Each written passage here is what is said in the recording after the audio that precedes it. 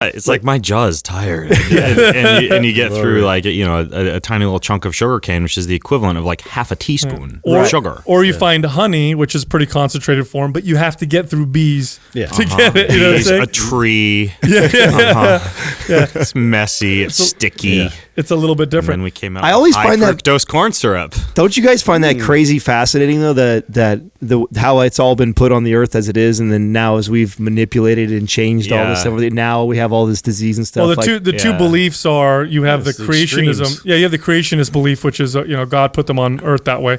Then you have the evolutionary belief, which is we co-evolved with all these compounds and plants and stuff, and so it just works better that way because that's how we co-evolved.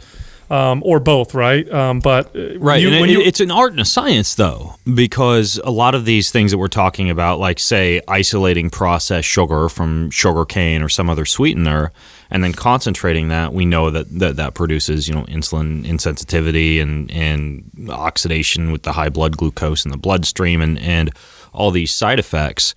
But there are other compounds that you concentrate and we get a great deal of benefit, right? It's like the St. John's wort thing, right? Like I'd love to have a really good SSRI, dopamine, and serotonin precursor I could have around, but I'm not going to keep a bunch of bushels of St. John's wort in my pantry. So some is good and some isn't. There's the ways that we used to concentrate things were different though. Like if you would make a tincture and it's just not the same as when you go in a laboratory, extract it, and it's just on a whole nother level. I mean, they can reach concentrations with in laboratories that would be virtually impossible with old methods. Oh, absolutely. Of extraction. I mean, have you guys ever done like synthetic 5-MeO DMT? No. I mean, you can go to the Sonoran Desert and hunt down a toad and catch it and isolate everything, or lick the toad, or however you're going to get that extract. Or I mean, you can order for pennies on the dollar from a website like Lysergy, 5-MeO DMT that's synthetically created, that's incredibly concentrated,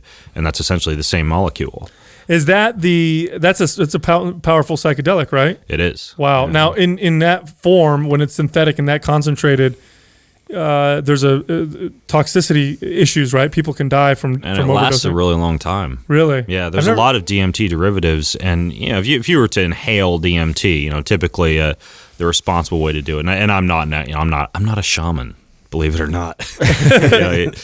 But from what I understand and what I've experienced, the way to do it is you take ayahuasca, and then leading into the DMT, you've already kind of primed the pumps in terms of the MAOA inhibitors that the ayahuasca is giving you. And then when you take an inhalation of DMT, when you take a hit of DMT, it hits you really quickly, and you're in your happy place for 10 to 15 minutes, and then trips over, and you're still kind of journeying for a little while afterwards. Jeez. But like something like 5-MeO DMT, that hits you and stays with you for God knows how long, depending on how much you took and how pure it was. It's funny. I was online the other day, and there was this video of this kid who was smoking synthetic THC, the synthetic cannabinoids.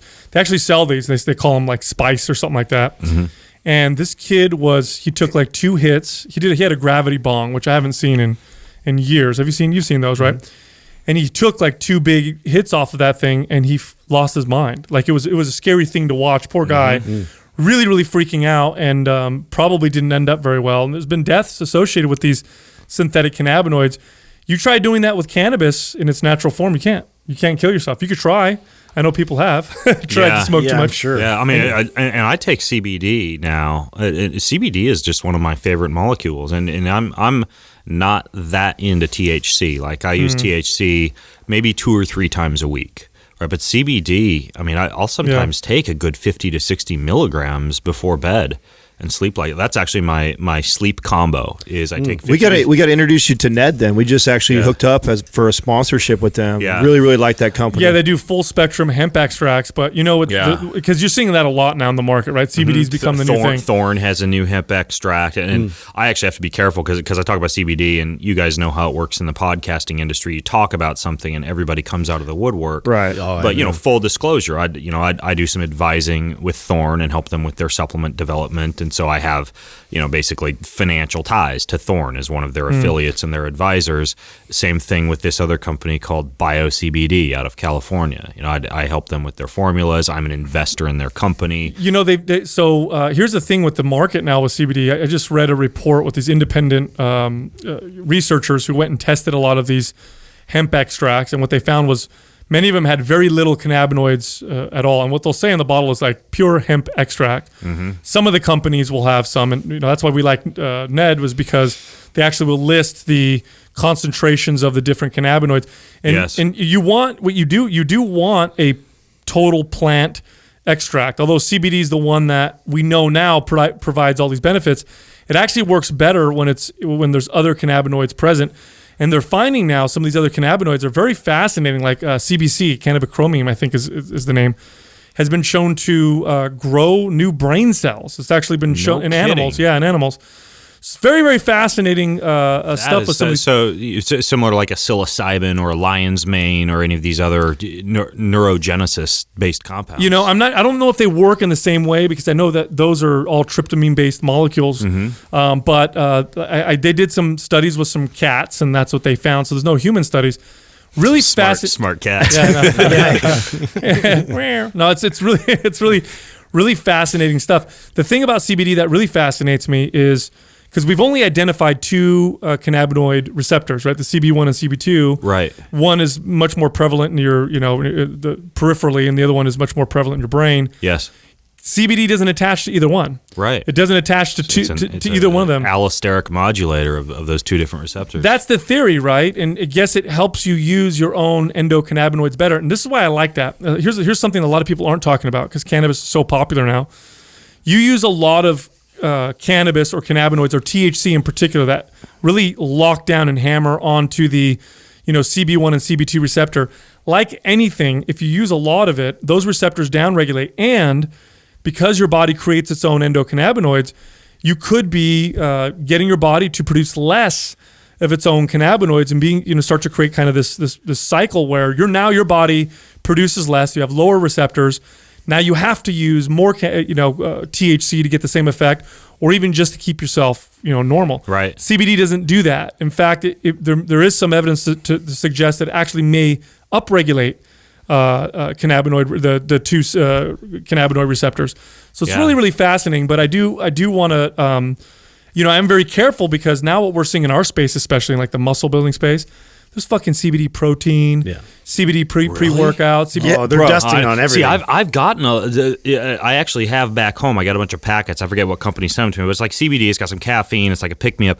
I've always found my own personal response to CBD to be that it settles me down. Like, I don't like to take it before a workout, because it decreases stress to the point where I just, I'm a little bit too easygoing. Do you have now? This is also why a lot of ultra runners and trail runners will use CBD, because you just you put on your deep house and you go for a run. Are you, how sensitive because I see you whenever we hang out, which I love hanging out with you, by the way, but every time we hang out, I'll see you drinking, coffee or caffeine. You seem to have a pretty high tolerance for stimulants. Yeah. Would you say you do? Well, I grew up on frickin' espresso. My dad was a gourmet coffee roaster and repaired espresso machines. My parents were not too clued into nutrition, to biochemistry, or to healthy eating in general, meaning that, for example, I would consume the equivalent of almost a gallon of what, the big plastic gallon jugs that you get from the grocery store of 2% milk, just crappy, commercial cow's milk. And every night I would go to bed with a stomach ache, and my parents thought I just had a really bad case of the stomach flu all the time. And they would give me antibiotics and and medications, and I go to the doctor, and it turns out later on I found that I have a pretty severe lactose intolerance. Right? But you'd think, I love you, Mom, Dad, but you'd think someone would think about that back then. Yeah, and same thing with coffee, right? Like I would easily do like 6-7 shots of espresso when I was 12 years old. Holy shit! Just throwing that stuff down. Now, granted, And just reading, actually related to the BDNF thing. I want to come back to that because there's kind of an interesting genetic factor here. But I am a very fast coffee oxidizer genetically. I'm in and out of my system. I'm slow. I'm a very slow caffeine oxidizer. Found all new means to put it in though. Yeah. That's good. That's true. I process it slowly, so for me, caffeine can be edgy, and so when I combine it with CBD. Best combination of all time. I get the elevation from the caffeine. I don't get the edginess. And CBD or cannabinoids also change how the liver actually metabolizes caffeine. And I'm not quite sure. I read an article, I don't remember exactly what the article said, but it said that there may be some benefit to combining the two for some people. I think I'm one of those people. It's one of the best combinations ever. Yeah, L-theanine. You put 100 to 200 milligrams of L-theanine. Tulsi and astragalus are two compounds that Four Sigmatic is blending with their instant coffee blend now. Love that company. And same thing, you drink that coffee and you get just this kind of stabilized, non-jittery energy from the coffee, but it lasts longer. So yeah, theanine, astragalus, tulsi. I have not tried CBD and caffeine, but I love it. You could also do grapefruit seed extract. What's that compound in there? It's NIAG, something like that. Anyway, it's grapefruit seed extract will actually slow down the rate at which you get rid of caffeine. So for someone like you, if you want it to last longer or stronger, you could take grapefruit seed extract. That's the dangerous thing about That's what people tell you. Don't take grapefruit juice with medication. Yes, it'll get the blood concentration too high. Right, it increases the half-life. I think. Yeah, exactly. Pretty interesting. Medications can do damage if you take them with grapefruit juice. Now you were talking about coffee. I see your Kion. I was just going to pull that out. Coffee right here in front of me. So product placement. Let's put that next to the THC. Over there. Let's talk. We just talked about that. Let's talk about your supplement company for a second. Not because I'm trying to plug anything, but I'm very curious how well it's doing. What is the process of starting a supplement company and getting that going? Because I've always been curious about that. I've always been curious about, maybe I want to put something together and sell something, but it feels like such a monster.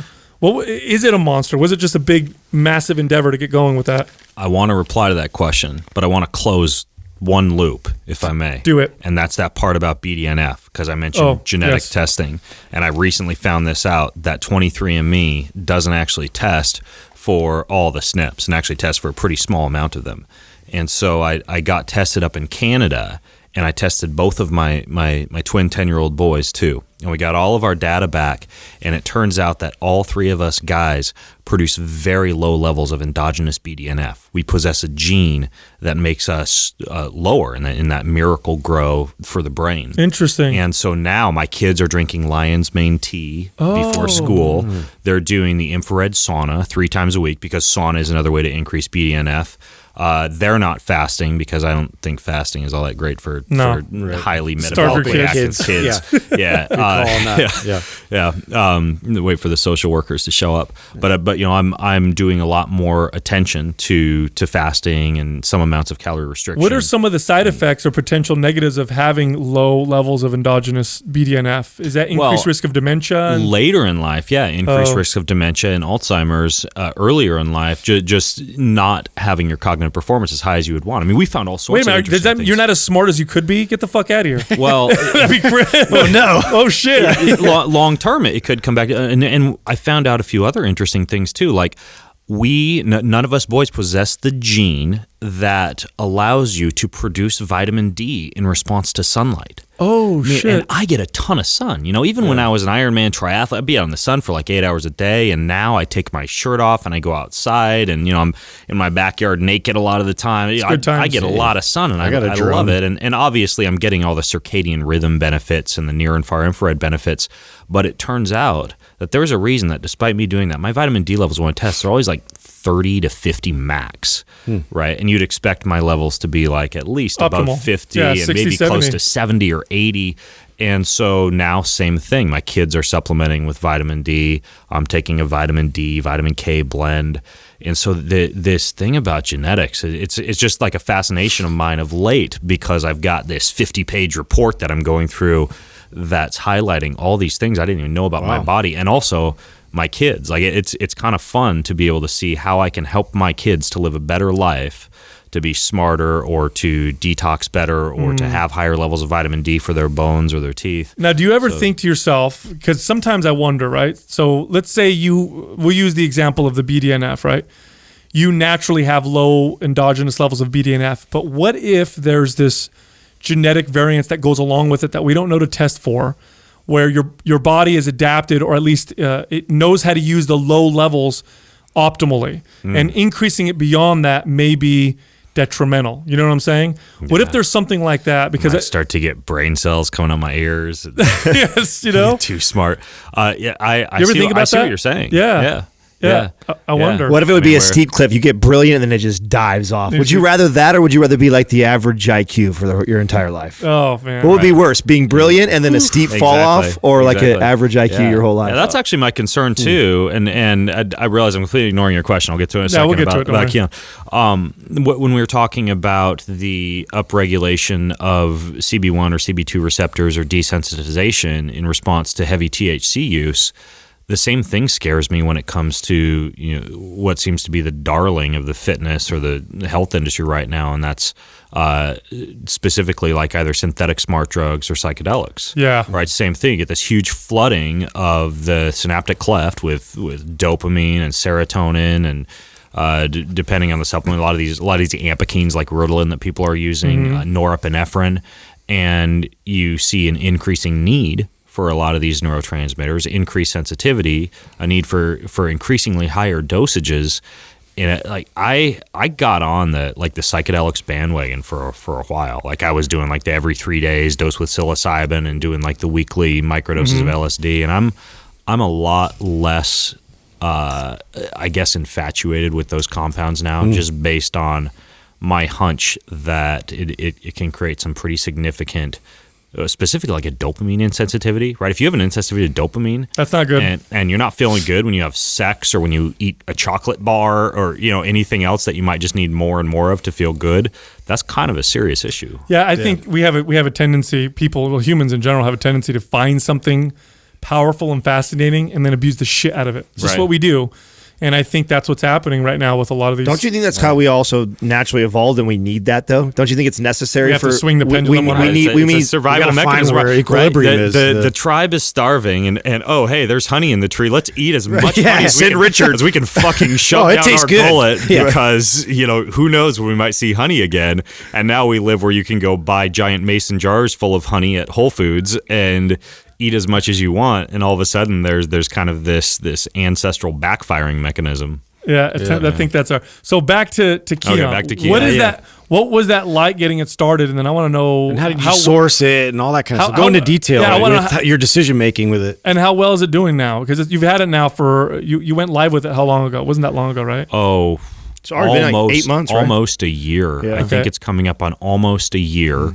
We launched with several flagship products, right? So we had a colostrum for the gut, oregano for the immune system, something called Flex, which is this joint support compound that's just got everything in it that you'd need for tart cherry and ginger and turmeric and one of those shotgun formulas for the joints, skin serum, and frankly a lot of compounds that I had already either private labeled or worked with other companies to create for me and was selling under Greenfield Fitness Systems.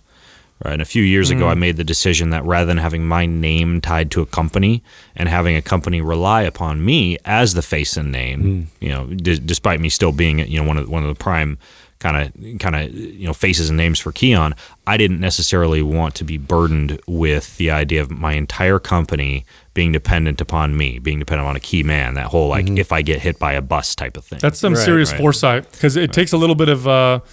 You have to have a pretty healthy, comfortable ego, because the opposite tends to happen. People want to be the face of everything. Right, exactly. I don't have a deep desire, at least when we talk about the supplements industry, to be like the Tony Robbins or the Tim Ferriss or somebody who knows you based on your name versus knows you based on your product and your brand. As an author, my dream is to continue to be known for my nonfiction books, and my goal by the time I'm 50 is to have a best-selling 5-part fantasy fiction series. And for those type of things, I absolutely want people to know my name. I want them to see, new book came out by Ben Greenfield. Go buy this book. But with Kion, I couldn't care less if people know whether or not I'm the CEO or the founder, or my role right now there is I am behind the scenes developing formulations. So and that's what I love to do. So what we have are formulators who we work with who go out and find the raw ingredients, the best ingredients, or the ingredients that we want to put into a compound, and then those are produced. They're manufactured in a CGMP facility, or we're private labeling or white labeling certain supplements from companies, or even having them modify those before they send them to us, or we're partnering with companies like Thorne, because I have a lot of athletes that follow me, and I want something that is either NSF certified or TGE certified or is super duper clean. That's very expensive for me to do with, let's say, the colostrum I get from a small goat farm in Western Washington. It's wonderful, grass-fed, grass-finished, organic goats, and the product is amazing, but that's a very spendy process for me to NSF certify that. So I'd rather have some options. So it doesn't show up in their drug tests and all that. Right. So we've partnered with Thorne. If you buy a product from Thorne and you look at the label of any of the products I've partnered with them on, and a lot of people don't realize this, you see a Kion logo on all the Thorne supplements, and that's because I've chosen to partner with them for some of the things I want to have NSF or TGE certified. So how long of a process was it getting your own brand together and then finally being able to launch it? Did that take a while? Yeah, well, can I ask you? It was about 2.5 years. Oh, wow. Oh, okay. In terms of me making that decision and then developing the logo, internally, we follow a certain a book called Traction where we use their document.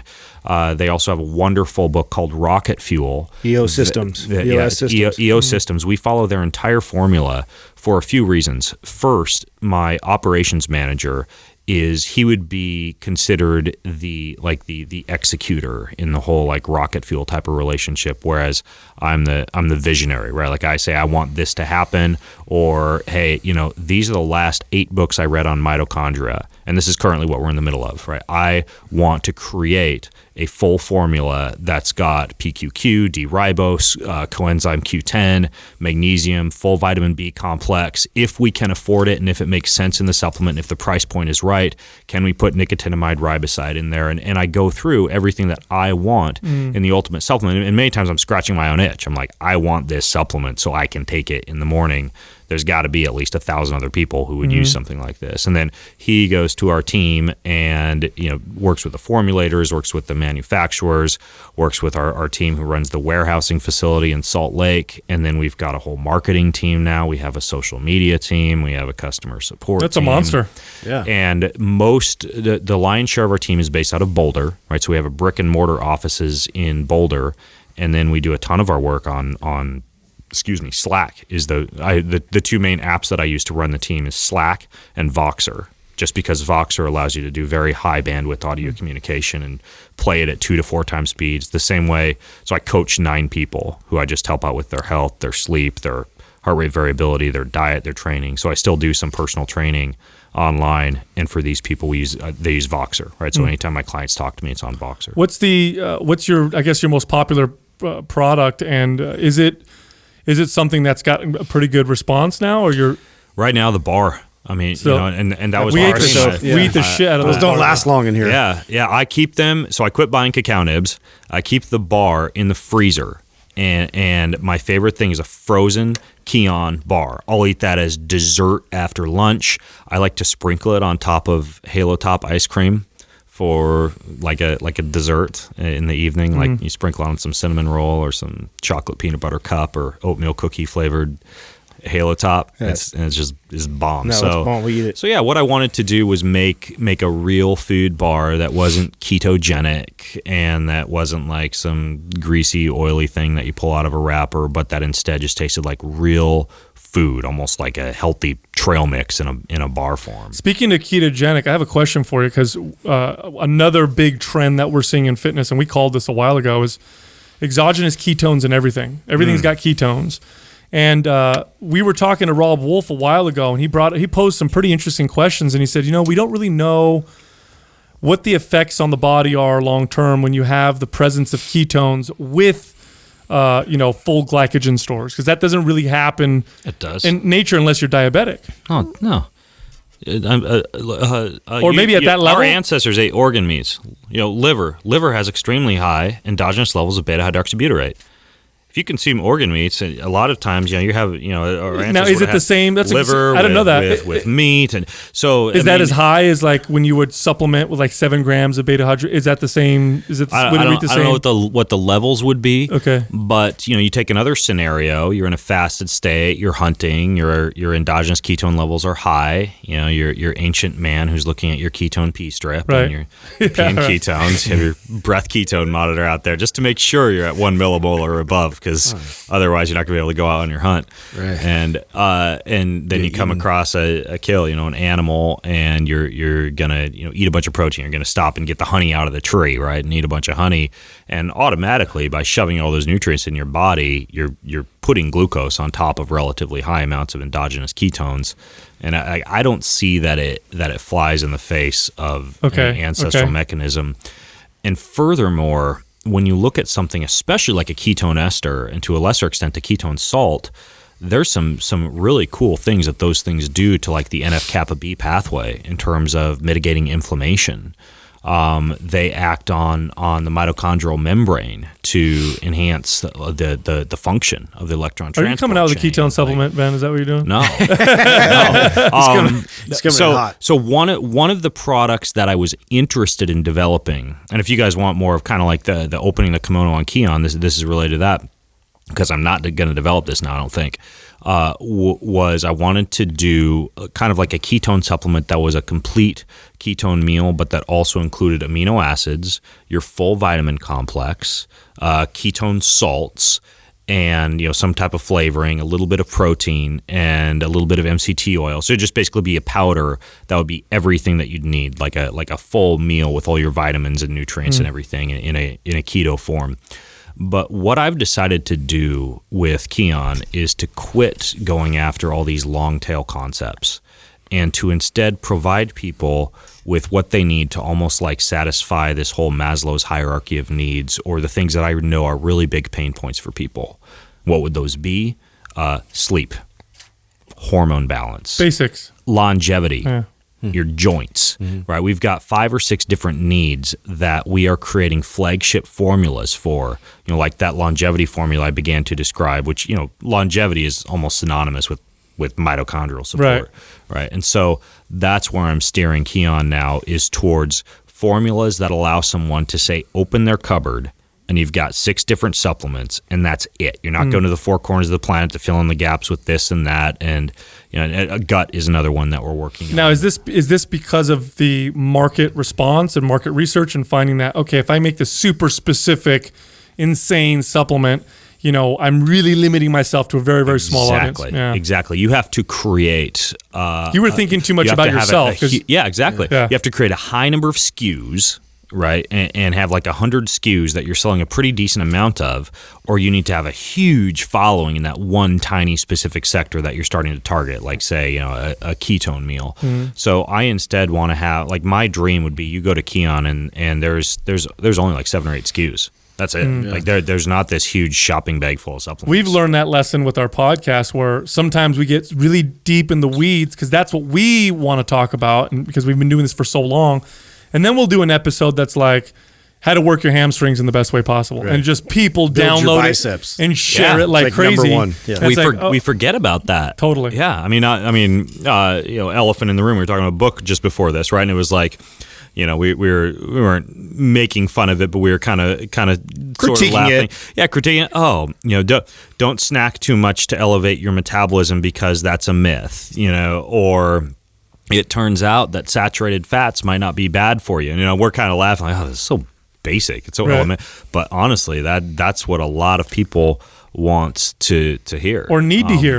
Or need to hear. Haven't been exposed to it. If your goal... Now, on the flip side, though, ironically, I'm writing a book right now, and it's on these really cutting edge concepts in terms of longevity and biohacking and energy medicine, all these things that would be considered pretty far fetched, woo woo, biohacking stuff that's going to be, it's going to be a big 500-page, 8.5 by 11 hardcover style Costco book with a $60 price point. I mean, it's not something that the masses are going to buy. Is that what you talked about in your magazine article that you just recently did? With was that Outdoor Magazine or something like that? Outside. Oh, outside. Big difference. I don't know if there is an outdoor magazine. Well, maybe there is. Probably just offended them. Yeah. What did I talk about in that? I don't remember. I was asking. I just remember your pretty face on the cover. So yeah, that was a fun photo shoot. Yeah. They took me to this loft in L.A.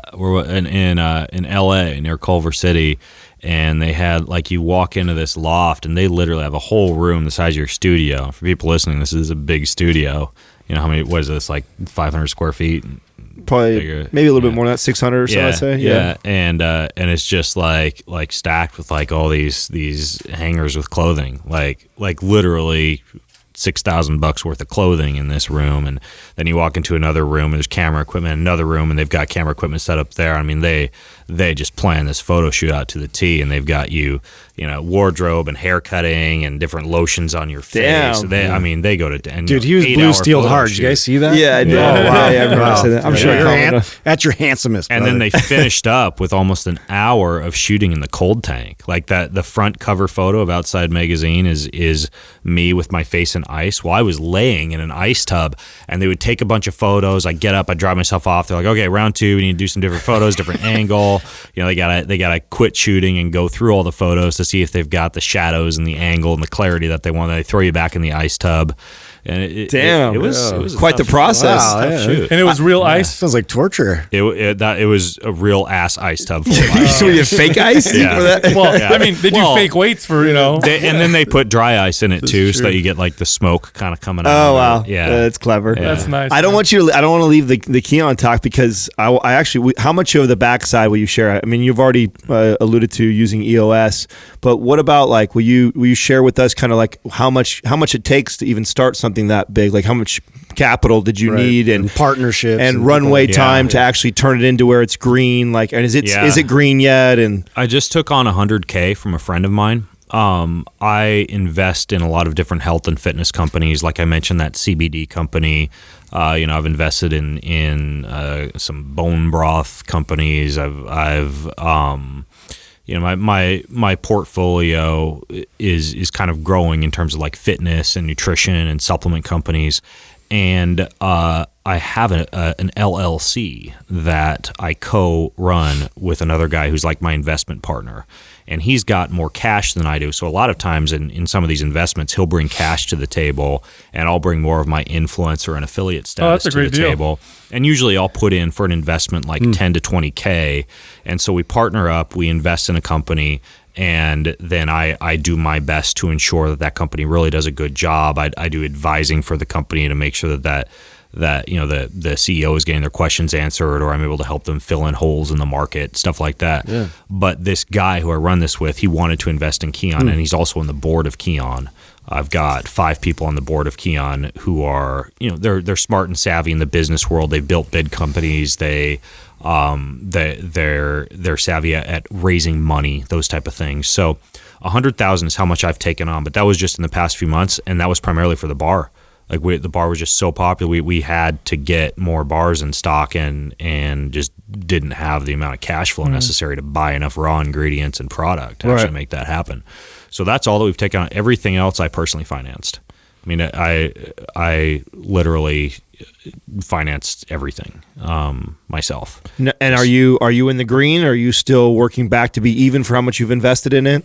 We're in the green. Wow, in less than a year. Nice. Yeah, that's great. Yeah, we are from what my CFO told me about, and this was when we were about 9 months in. We were at the same growth curve of what he sees in companies that have been around for 3 years. So I think a big part of that was I just kind of had a platform. It's not like we were a traditional startup. Right. I had a bit, I have 100,000 people on my email list, and we have a lot of podcast downloads. And so going into the launch of Kion, we had pretty good traction to start with. And then frankly, and this is what I tell a lot of people in the fitness industry who are just getting started, fledgling personal trainers or people who want to start a supplements company, or people who want to be like a nutritionist or an author or whatever. Relationship capital is huge. Oh my gosh, that's everything. I mean, that's old business. That's old business knowledge. Never changed. Yep. Going out, like the book Never Eat Alone by Keith Ferrazzi, right? Going out to conferences, boots on the ground, flesh and blood interaction, talking to people in the back hallways, having a glass of wine at the bar, and really, almost just like working the industry in terms of relationships and in terms of Rolodexes. And probably half my Rolodex is, hey, which bar are we going to go to after this? Let's meet up. Oh, hey, what's your number? And you put the number in the phone, but then maybe a month later you're actually doing business. You're not drinking. And I don't want to sound like a lush. You guys know me. That's kind of how we met, though. We met the first time I think we hung out. We hung out over a Moscow Mule. Yeah. Exactly, but it's relationship capital. A lot of people think it's like cold call emails and virtual masterminds or asking people for favors right away. Right. You got to build that relationship first. Right, exactly. You want to go out and throw down a good workout with somebody at the gym, or go out to the bar after a conference, or just like skip a bunch of talks when you're at some seminar series and hang out in the hallway. Yeah, and so back road, that's a big part of Kion too. Is I literally have a spreadsheet that's essentially like a virtual Rolodex with the names of over 300 influencers, most of whom you'd probably be familiar with their names in the fitness industry, but it's their number, their address to receive free product, their phone number. So if my COO emails me and tells me, hey, you should text so-and-so and let them know if they want to send out a quick tweet about this bar launch. So that kind of relationship capital is huge. It's how you grow exponentially. Was that part hard for you, or was that easy for you, that part of the business? Just knowing I think you're a personable individual, but knowing how you grew up, and we've hung out so many times, you did a lot of things. Just say it. I'm socially awkward. Well, he's all nice about it right there. Just fucking say it, bro. I've already admitted it. Well, I don't think you are, but then again, I may be. So who knows? But was that a hard part for you? Was that something you had to develop, or was that easy? It is not hard for me to talk to people. It's harder for me to ask for favors. Like I don't like to feel like I owe people something, and frankly, you do. I mean, like if I call in a favor for somebody, then I know that down the road, I'm going to be. The way the industry term is like mailing out for them, or returning the favor by featuring something they send me in a tweet or an Instagram. Like there's some of that goes around now. Granted, for people listening in who think that this is all just folks buying each other off and bribing, that's not what we're talking about. No. What we're talking about is products that are amazing that you like, and you getting the word out to people about high quality, ethical products, but using other people's channels to do so because you're friends with those other people, because you've made smart business moves to develop relationships. Well, here's the bottom line. If you're Ben Greenfield, people are probably throwing ideas at you all the time, every day, all the time. And at that point, when you're getting that much stuff thrown at you, just don't listen. You don't listen to anybody. So making relationships becomes important because someone gets to know you, they like you, and then they'll listen. Okay, well, let me hear what you have to say. At that point now, you still have to have a good idea. You still have to have a good product. The person still has to believe in what you're doing for them to want to connect and promote your thing. But that relationship is what opens the door. And if you don't open the door, then especially with influencers, good luck. They're not going to listen to you. Which, by the way, I'm going to put you majorly on the spot because, yes, Brianna told me to remember to ask this, and we're talking about Kion. For the event, we want to be able to have cups of coffee being brewed the entire time. The Pod Hard event in Tahoe. Yes. So if you could be the coffee that is supplied to all the podcasters that will be podcasting, I would love that. Yes, absolutely. Okay. I would love that too. Okay. And of course, the way I run my business is I then say, I don't know. Here's my partner's team. I ruthlessly guard my time, and I do the same thing. I respect that. You guys do a good job at this too. For example, when we wanted to schedule this podcast that we're recording right now, I texted you guys and told you I was going to be in San Jose, et cetera, et cetera. You want to sit down and do an episode. But I think I got maybe like one text back from you guys, and after texting all three of you, and it was something like, yeah, Katrina will be in touch, or something like that.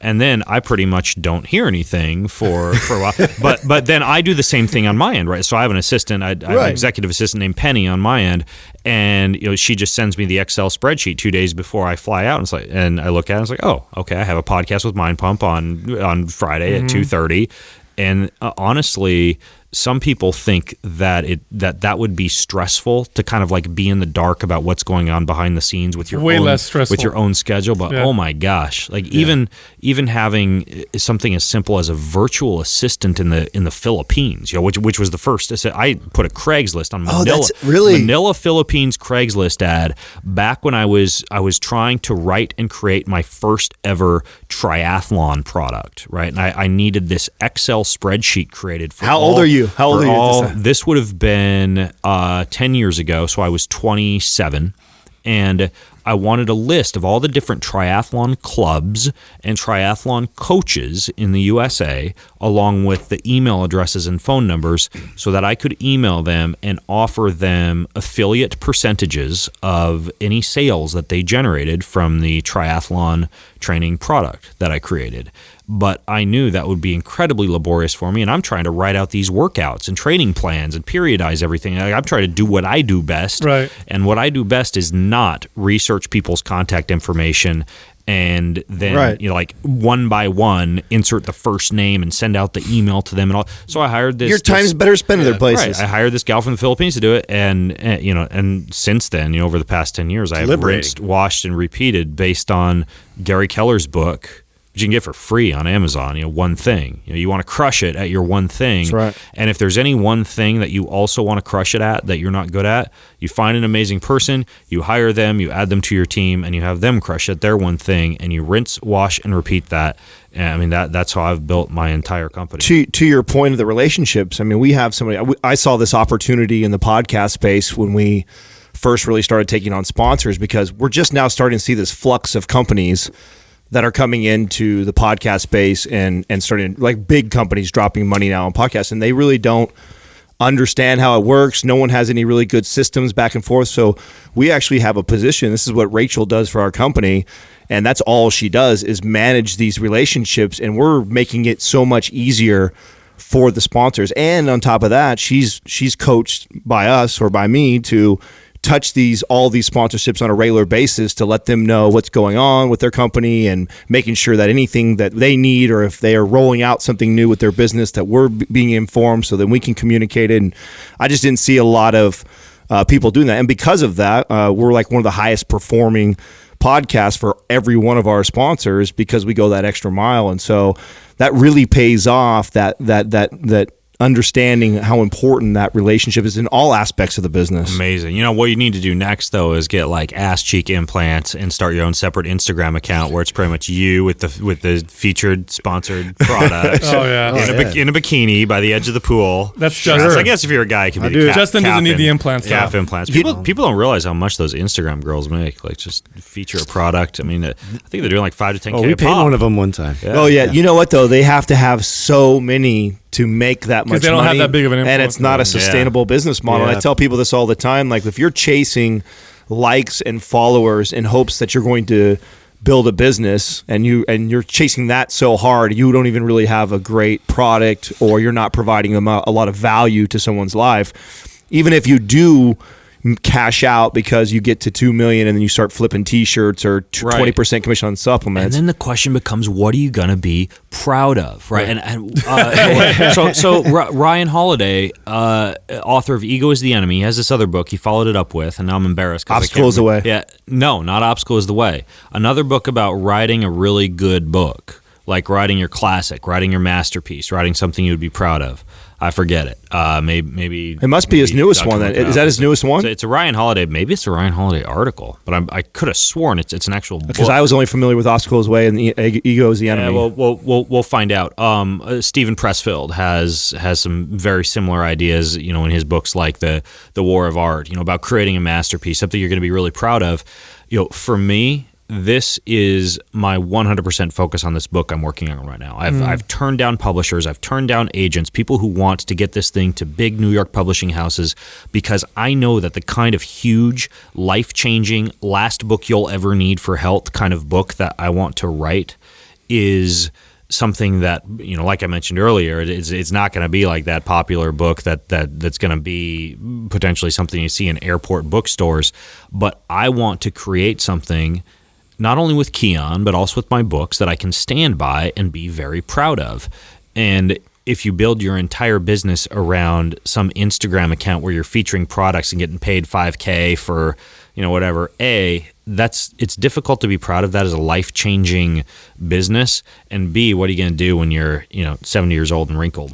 I don't think it's going to. I also don't think it's going to last very long. I don't think it's going to be. I think it's popular right now because it's so fresh and so new, and it works. Oh, perennial seller. Perennial seller. Yeah. Sorry, Adam. No, all good. I wanted to know what it was anyways. Yeah, perennial seller. Yeah, but 2017. It's a newer one. There's also a massive risk in terms of your own sanity when you so strongly identify with your appearance and how you look and how sexy you are, because at some point that's going to change. At some point you're going to age, like you said, and I know you make the joke, what are you going to do when you're 70?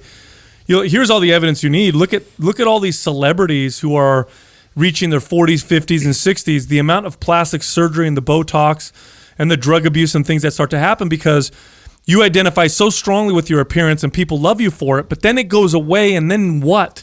Who are you and what are you? It is a very scary place to be. The fastest triathlete on the face of the planet is going to have joint degradation. Some point. The Swimsuit Illustrated cover model is going to, according to pop culture standards, probably look like shit when she's 85, at least with her clothes off. and even the CEO who's ultra successful, which is kind of a different form of almost like a potentially shallow thing that you could put too much trust in.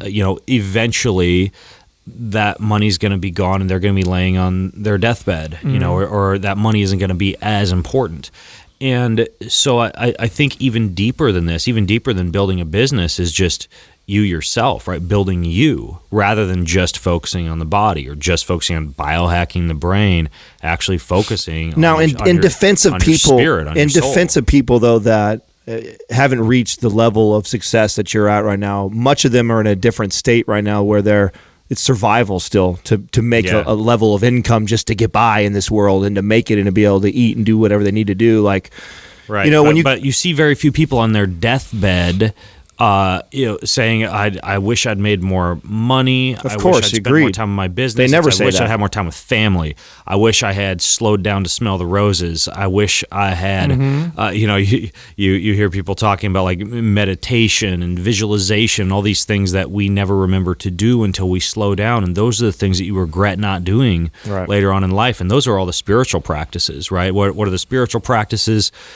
Fasting, gratitude, meditation, belief in a higher power, some kind of devotional, reading or something that betters your soul or your spirit. The website, The Art of Manliness, which is a great website. They have a shout out to Brett McKay, who runs that website. They have a really good series on the spiritual disciplines. And it's many of them revolve around some form of abstaining or abstinence in something. Yes, so whether they're very stoic. That's right. Either you abstain from food or from sex or from electronics or from something, you find that there's a lot of growth, because whatever you have trouble abstaining from is probably something you're using to distract yourself with. Right. And so there's a lot that comes from that. And then we look at the actual effect that does have biologically, right? We know that we don't have to kick this horse to death, but fasting has a profound impact on mitochondrial health and on longevity and on that BDNF that we were talking about earlier. We know that meditation decreases plasma and salivary cortisol and also can increase BDNF.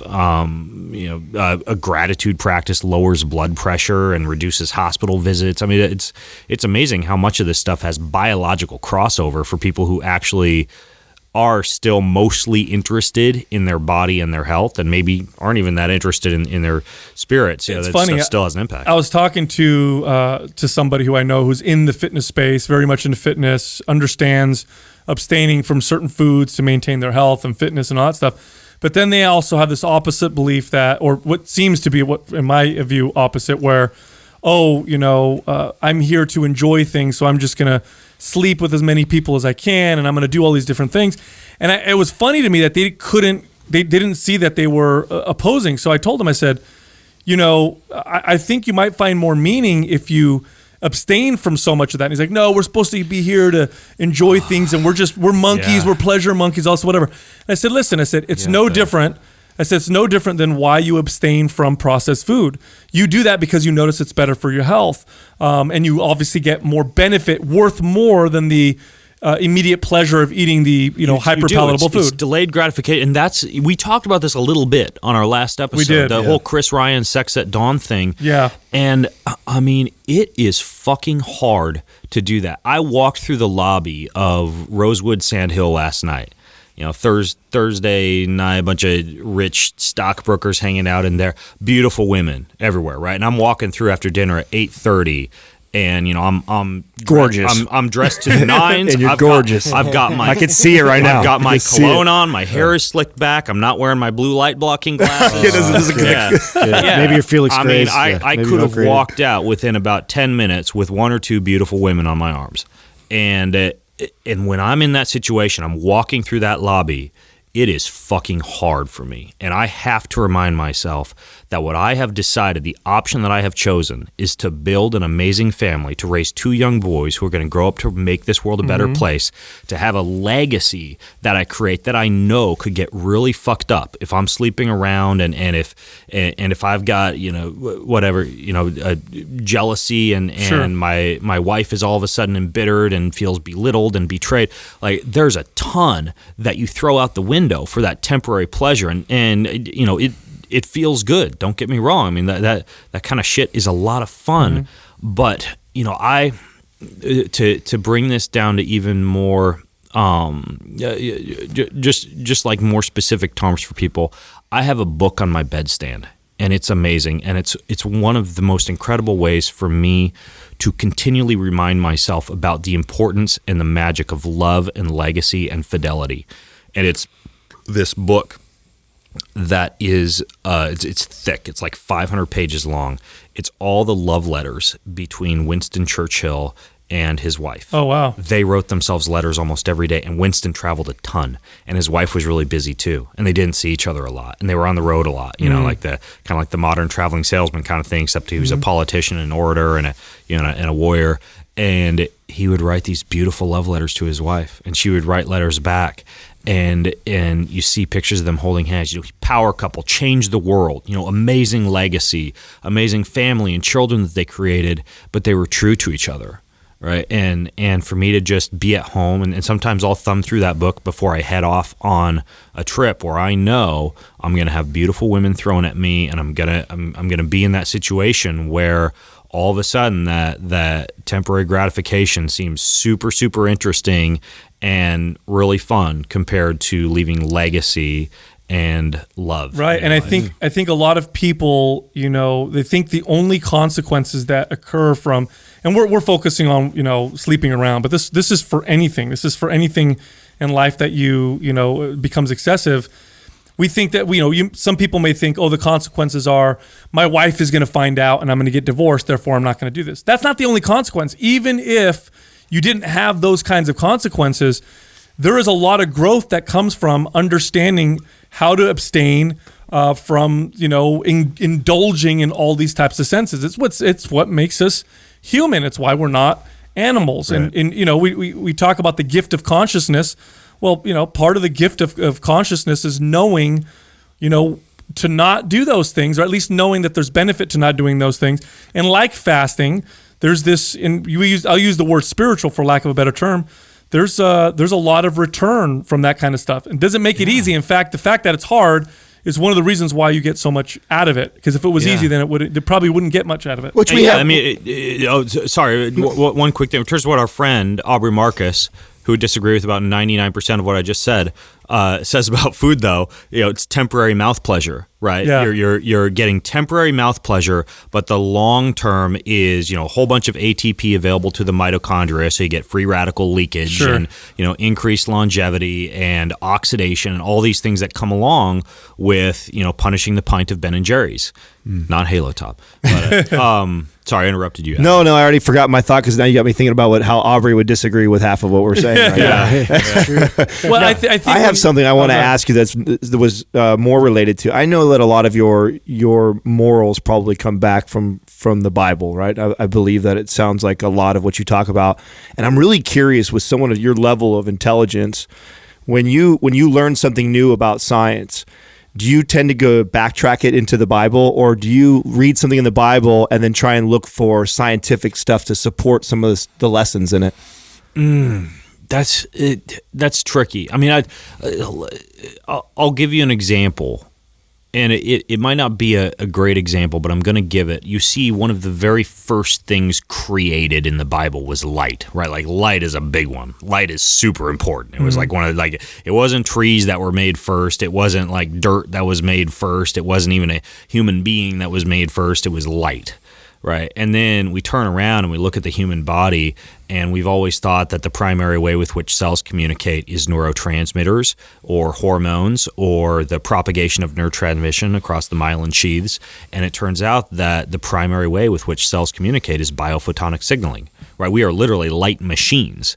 That's how our cells actually communicate. It's also one of the ways that our body responds profoundly. As you guys know, you guys have talked to the folks at Juve, infrared light and near infrared light and far infrared light, and the effect that has on the aqueous matrix around the cells, the effect that has on the body, which is basically one big human battery.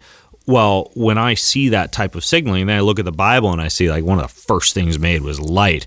It just basically makes me think, well, on the totem pole of what I should really prioritize from a health standpoint, I should probably be thinking really damn hard about the light in my home and the light in my office and the light that I surround myself with when I'm traveling, and whether or not I'm going to put those blue light blocking glasses on, and I've replaced all the lighting in my home with clear incandescent and red incandescent, and created the perfect lighting scenario there, and get out in the sunlight every day.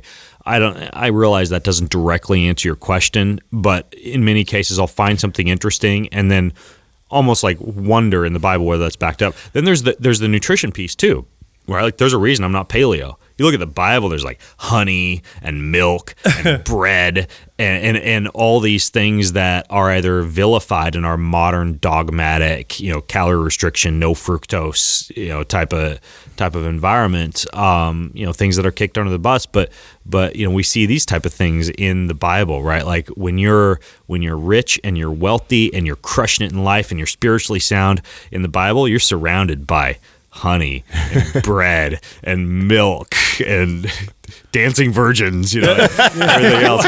But yeah, it's very interesting how I think to a certain extent, and then coming full circle to the where we started with cannabis and plants and St. John's wort. What was the very first job that humans had in the Bible? They were gardeners. That's right. Right. The very first man, Adam, he was called to garden the earth and till the earth and take all those plants and all those trees. And it says everything was good. Yeah. Right. It's not like weed is not bad, and St. John's wort is not bad, and psilocybin mushrooms are not bad. All enjoyment, and for us to actually learn how to garden and how to potentially make extracts of and tinctures of, and so. Yeah, I think there's a lot that we can learn from that book. Well, here's my take. I'm laughing. Adam's trying to open. Then they became carpenters. He's trying to open the Moxie's Mints THC. Bro, are you kidding me? It's probably found them. It's worth it those. once you get in. And, Use your teeth. Here's a few things about those THC mints you're trying to open. Yeah. Not only is it worth it because they put like ginkgo biloba, Doug, can you help me get scissors or something over there? Ginseng and all sorts of little herbs in with the THC. But because they're packaged so much like that, you can't smell them if you're traveling with them. It's in like a super vacuum sealed bag. Sniffed out by dogs. What are they, 5 milligrams? And also, my kids aren't going to open that tin and think it's Altoids. That's and toss 3 in their mouth. Yeah. That's the big one. That's a concern. My take on the whole like science and the Bible or spirituality is that there's objective scientific truth, and I think there's spiritual truth, and I think they're just two different tools, and you try to put them together. I think all those tools help explain life and help us move in a direction. Before we had science, that was science. Religion was science before science, right? I think it was spirituality. I think science is its own thing, and it does a very good job of what it's supposed to do. But here's a great example. I'll give you a great example. When people say we should just only have science and don't worry about objective, like a moral code, or don't have spirituality. Mm-hmm. You can't do that because science itself eliminates that. Science is only cause and effect. There is no, is this right, is this wrong? So you need both of them. If scientists ruled the world and it was just a bunch of atheist scientists who didn't have any moral belief or anything based on anything that they learned, they would do a lot of tests and do a lot of shit just because they could, because that's what science tells you to do. There wouldn't be there's no need for morals. Yeah, there wouldn't be like, hey, I'm going to clone a bunch of humans. There wouldn't be someone saying, but should we? You know what I mean? Right. I don't know if we should. We would just do it. Right. We have some kind of built-in inherent morality that I think that sometimes science denies, but I do think that all of us kind of know what's good and what's bad. Like, despite science potentially arguing that, we're all just here to survive on a giant rock floating through space to either, fuck or survive or see who can live the longest time. Mm-hmm. I think that there's a little bit of a built-in inherent morality that lends some amount of stability to culture. And I actually first came across this. I think it's the teachings of Aristotle, in which he goes into like a built-in inherent morality. One of these old philosopher dudes. I don't remember. I went to a classical Christian college for my first 2 years at University of Idaho. I was dually enrolled in a college called New St. Andrews, wonderful institution down in Moscow, Idaho, for a liberal arts education. I got kicked out for breaking the code of conduct. What'd you do? Multiple times. I did pretty much everything that I could do to break Were you intentionally trying to get kicked out? I was bored. You know what? I was a homeschool kid, K through 12, and once I got cut loose and into college, I had committed every sin I could commit. And oh, really? Yeah. So you were a little rebel. I went off the deep end in college for a while until I met my wife. A little bit sheltered. I A, met my wife, and B, decided I want to be a doctor. Those are the two things that straightened me out. But yeah, but for those first couple of years, I did go to this college and I learned a lot. And one of the things that you read are a bunch of these like, what are we talking about? Like upside down cake stands and run around naked. Like, what are you doing? We're talking about getting drunk frequently, sleeping around a lot. Okay. I didn't use a lot of drugs aside from alcohol. Yeah. So that was an issue for me. Frankly, I got into drugs and those got me out of alcohol. So normal college kid stuff, just not at a Bible college. Normal college kid stuff, but the stuff that would very quickly get you kicked out of a Bible college, where, as my mom said, who also went to a Bible college, you can't have holes in the knees of your swimsuit, ladies. So, nothing against that college. I think it's wonderful, and frankly, I think if you want to be a lawyer or an author, I think liberal arts education is great. But I didn't do well at that school because I was not living a very upright life at the time. But one of the things that I learned at that school was that human beings do have, and philosophers and teachers have kind of built this into a lot of religious systems for a long period of time. We have like this inherent built-in morality. So Ben, tell me, when you're hanging out with Aubrey, and you guys couldn't have more polar opposite ideas what we were talking about before. Do you just bite your tongue, or do you guys go back and have like a debate about it? Probably just appreciate each other for whatever. Honestly, Aubrey and I have never talked about open relationships or. Oh, really? I've hung out with him and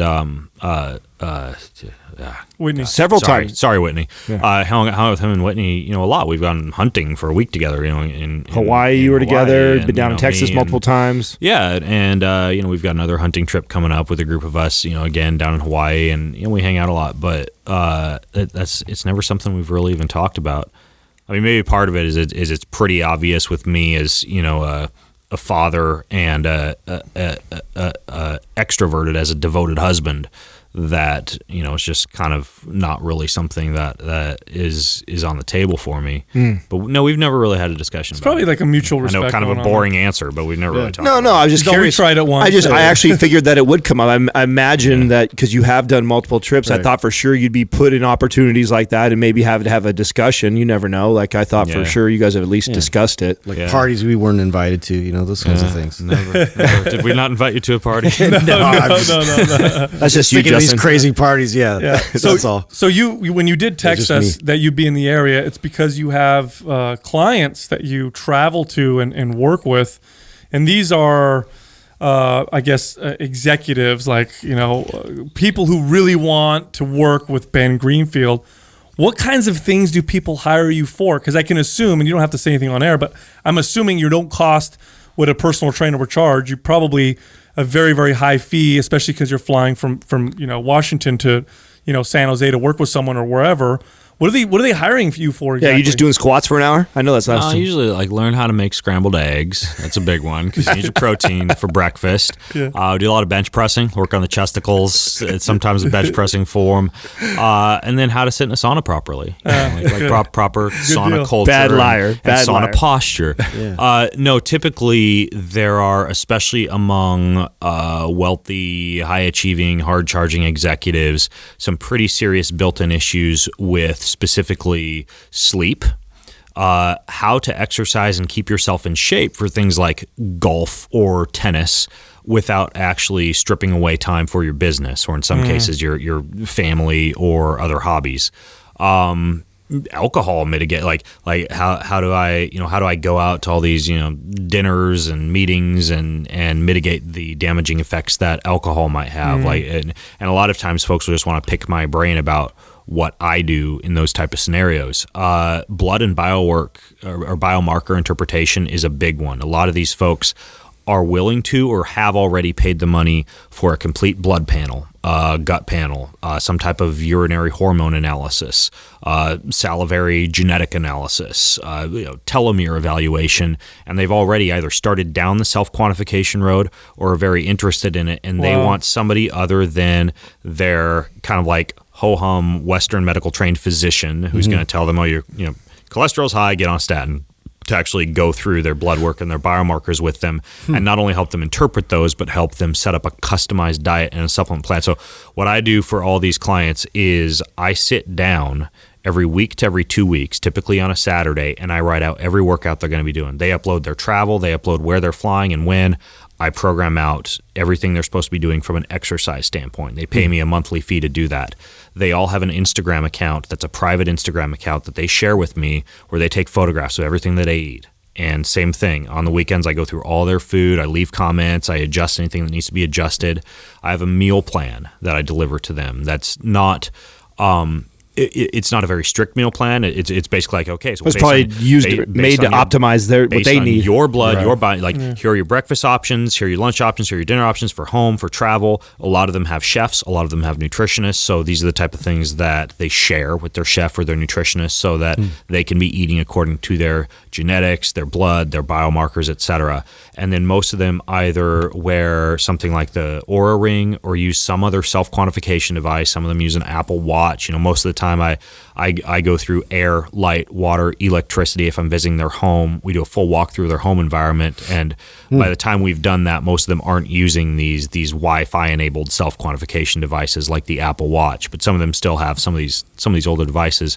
But either way, whatever they're using to collect sleep and heart rate variability, I also analyze that each week and track how their sleep and their heart rate variability is corresponding to nutrition, to supplements, which I also set up customized, and then exercise. So I'm essentially acting as the CEO of their health, and I'm either coaching people like that or I'm doing one-on-one a la carte consultations where it's just, I'm not going to have you as my month-to-month coach, Ben, but you're going to work with me for 60 minutes or 90 minutes. I'm going to fly in, I'll have lunch with you, and just pick your brain for an hour. Well, I want to follow that up too, because you also do consulting with like professional teams. And was it the NBA Heat that you went in and kind of went through their facility and set them up? Right. Yeah. So what we did with the Miami Heat, for example, was we began to inspect some of those variables I just alluded to, like what's the air lighting. We know that indoor gym pollution. There was actually a study that just came out that showed the amount of cognitive impairment that occurs from air pollution.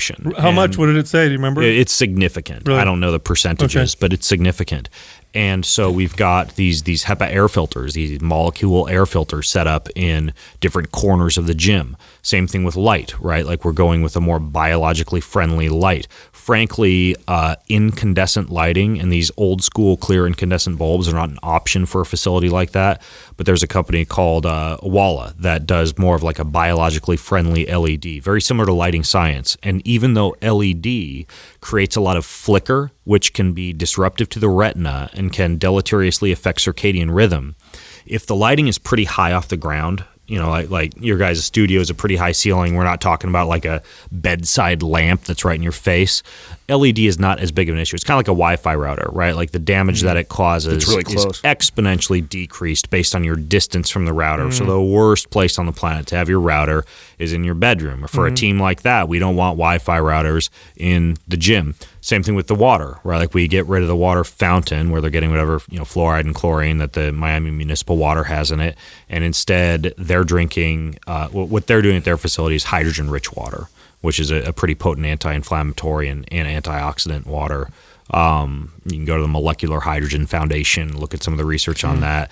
And then electricity, customization of nutrition and diet based on blood work and biomarkers.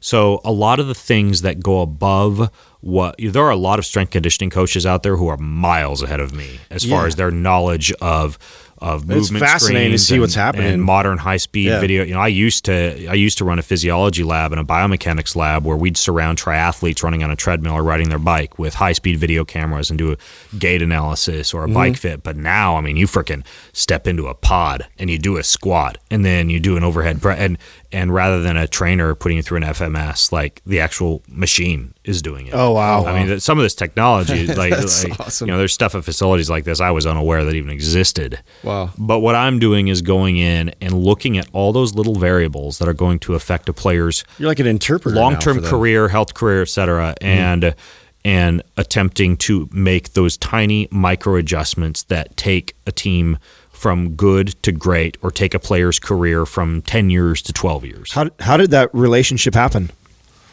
That's a good question. I know Aubrey was connected to the Heat at one point. Was it?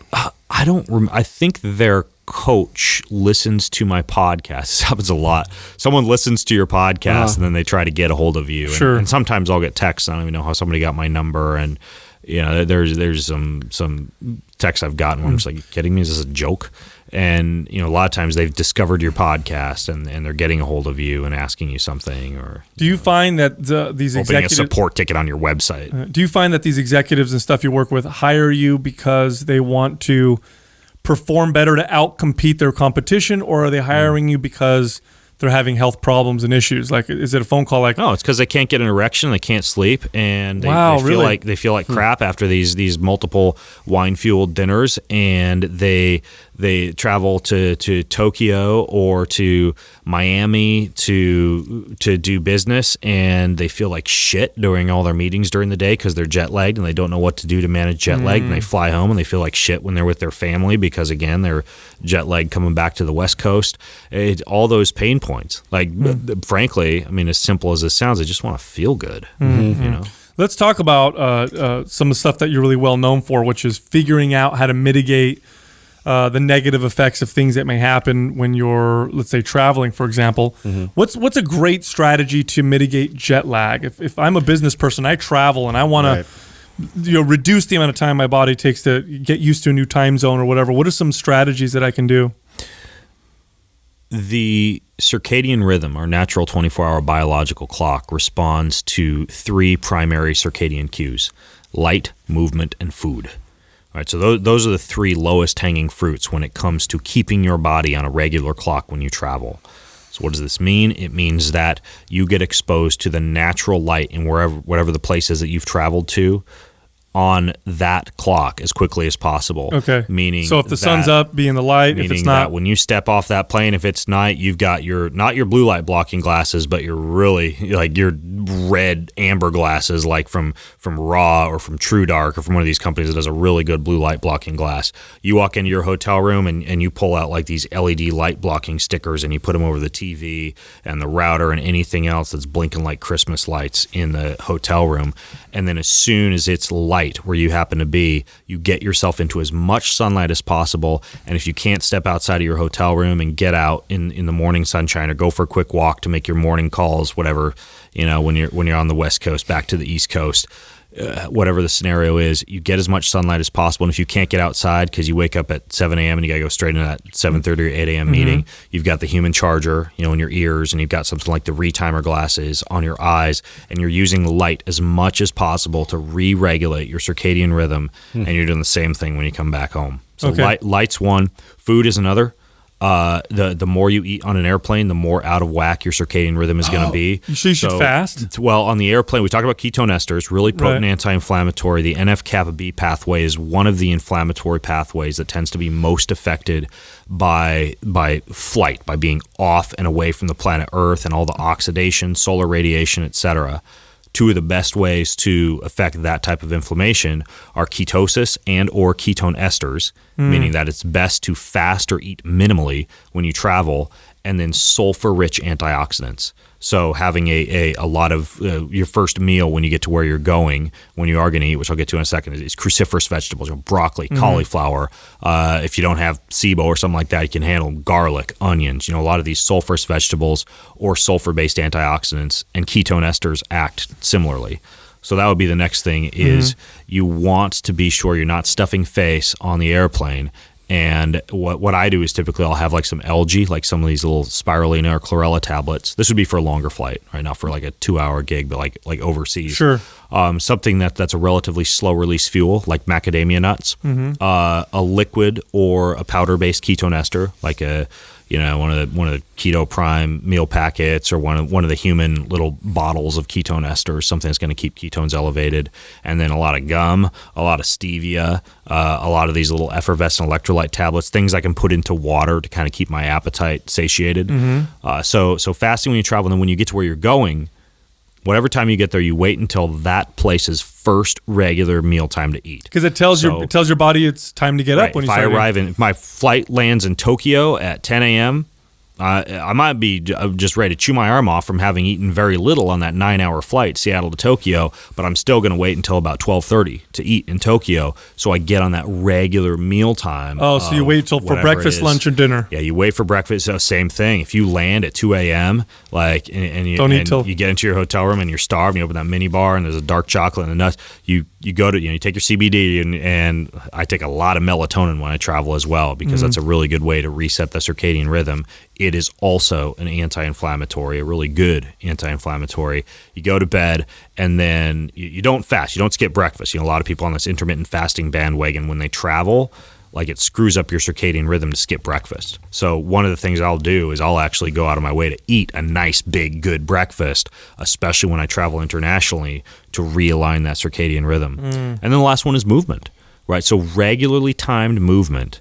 Whether you're getting home or whether you've traveled to a certain location is important. So what do I mean by that? If you exercise in the morning at 7 a.m. at home, get up at 7 a.m. and work out when you've gotten to where you're going. If at you that work time? out in the afternoon, at that time, wherever you happen to be, you want to use movement to begin to get your circadian rhythm into the same alignment that it was back home. And there are other things too that help. Hot-cold thermogenesis. Like doing the sauna and the cold pool. That's what I've heard you say before. I was waiting for you to say that because you've told me before. A lot of times you'll look for an infrared sauna as soon as you get into a place. Not even just an infrared sauna. What I'll do is I'll look for. There's two things I look for when I get into a hotel. I look for the nearest. Three things really. I look for the nearest gym, and it's a big bonus if it's got a sauna and a pool. Because water and heat are two things that really help a lot with jet lag. They help with the blood flow, they help with the mitochondria, which are drastically affected again by the elevation and the solar radiation, and then the cold is very helpful too at shutting down inflammation. If the other thing I look for is a park, right? Any patch of green near whatever hotel I've traveled to, because the park allows you to get out, get the sunshine. It allows you to typically get into your bare feet, which a lot of times you can't do on the concrete, and that allows you to get the grounding and the earthing effect that can decrease jet lag. And if you know of a park near your hotel, if your hotel has a crappy gym, you all of a sudden, because I always travel with a resistance band and a suspension trainer, I have a place where I can go to train. I can make my own outdoor gym. And then the last thing, if the gym doesn't have the sauna or the pool, I'll search for a local spa or a local sauna, like Banya 5 in Seattle or Air Spa in New York City, or one of these places that has some really good heat cold, so I can put on my underwater MP3 player and go and chill in the sauna and then go to the cool pool and go back and forth for a while. Have you ever put this together in, like what you just said to us, in a easy to read blog or article or guide or something? And the reason why I ask is because so many people travel for work so much and they don't realize how much jet lag negatively affects their performance, and of course in the long term their performance at work and their pocketbook and all that stuff, and then their health. Like something like that, because I know I have family in Italy, so we travel to Italy. It would always take me like 3 or 4 days to adjust, and it's fucking horrible. And I couldn't imagine going somewhere and then like, you got a meeting tomorrow and you got to perform, or whatever. Try to fucking do an Ironman triathlon. Right. Right. Like that was how I tapped into a lot of this stuff. Was I would arrive on a Thursday. It's like, oh shit, I got a race on, for 10 hours on Saturday, like deep in the pain cave. What can I do to feel good within 2 days? When I'm in Thailand or Japan doing an Ironman. So, to answer your question, there's a few resources. I have a small section of my book Beyond Training that has a jet lag and sleep management section in it. B, on my website, I have an article I wrote that's even more updated than that about 6 months ago, called "The Last Resource You'll Ever Need to Get Better Sleep." Excellent. And that's just on my website. Number 3, or C. Did I start off with A and B? I hate it when that happens. The THC might be kicking in. Okay, so A, B, 3 is that I have a document. So a lot of my clients that I work with, I just have shared Google Docs, and anytime I come across something interesting to add to that doc, I just add it. So they have like my jet lag tips cheat sheet, and they'll just delve into that. And then, speak of the devil, Aubrey's book, Own the Day, there's a lot in that on jet lag management too. And, and Aubrey and I talked a lot when he was writing that book about what to include in those sections. So that's a good guide as well. Cool. Well, talking about cool stuff, I know when you and I were texting each other a little bit before you came here, I asked you what you wanted to talk about, and you said right now you're really, really into anti-aging and longevity. And Halo Top ice cream. Yeah, and Halo Top ice cream. Hey, are you rocking the Vioris? These pants are Viore. Yes. How do you like them? I love Viore. Aren't they great? Dude, the best. We love them, man. I have a lot of Viore now. They're actually one of my podcast sponsors. No way. Oh, shit. When did you start working with them? Honestly, even if they weren't a sponsor, I'd wear their clothing because it feels good, and it's like Lululemon for dudes. Yes. I don't know if Viore likes me to say that, but it's like Lululemon for dudes. I think they accept it. And then I'm wearing my special trampoline jumpy socks because I take my kids. The big trampoline park just got built by our house. Yeah, but why are you wearing them here? You big dork. Special socks. I didn't know. Sometimes you never know when you're going to encounter a trampoline, but they're actually really comfortable socks. And then I'm wearing Paul Chek's underwear. Wait, literally his underwear? Were they pre-worn? Or Last time I was at his house, he had these bamboo underwears. Like, these are I think they were a little small because he had a big athletic ass, and I got tiny hips and tiny butt. So he gave me his Paul Chek has underwear? Yeah, he gave me his special bamboo underwear, and I love them. They're super comfortable, so I'm wearing Paul Chek's underwear. Not like new underwear, like his actual used underwear. Yeah. And smells like the and universe. then this shirt, this German guy gave me, who's developing a clothing company to block EMF. He gave me pants that block EMF and a shirt. So what I'll do after we podcast, before I get on the flight back home, you'll give me Paul Chek's underwear? No. Oh my god! Damn it! I'll pull my German EMF blocking pants. This is what I travel with. They even have a clip at the bottom that you can attach to your Uber cars, like anything metal in the car or even in the airplane when you land, to ground or earth right when you land without even needing to get outside barefoot. Oh my god! The shirt blocks EMF. The pants block EMF. I have EMF blocking underwear, but I probably won't. I'll just keep Paul Chek's lucky underwear on for the flight because it's not a super long flight. Do you understand how important it is for us to keep you alive till 150 years at least? You know that, right? Yeah. Well, I'm going to look like an idiot. Yes, exactly. Ben Greenfield dies. One of my Nigerian dwarf goats butts me. When I'm 42. We're the only human left gets to stay. Bro, it'll probably got to keep you alive. Spent $30,000 a month on his longevity. Got killed by his goat. Longevity. Let's talk about that. Longevity. Is there anything new or interesting or fascinating that you're just learning now about, extending lifespan? I would say that we do know about all the overlap between all the blue zones that I think a lot of people are aware of right now. Right, it's no smoking, high amount of wild plant intake, which act as a hormetic stressor to the body, high legume intake, not I think because there's anything magical about beans and legumes, but they're eating a low glycemic index carbohydrate the magical fruit rather than processed starch and sugar. Large amount of outdoor physical activity, low-level outdoor physical activity, not exercising, but just moving, outdoor gardening, hunting, gathering, whatever. And then a lot of time spent with family, social relationships, family dinners, that type of stuff. So we know a lot of these tried and true things. As far as some of the more interesting things I haven't talked about yet, such as ketone esters and fasting,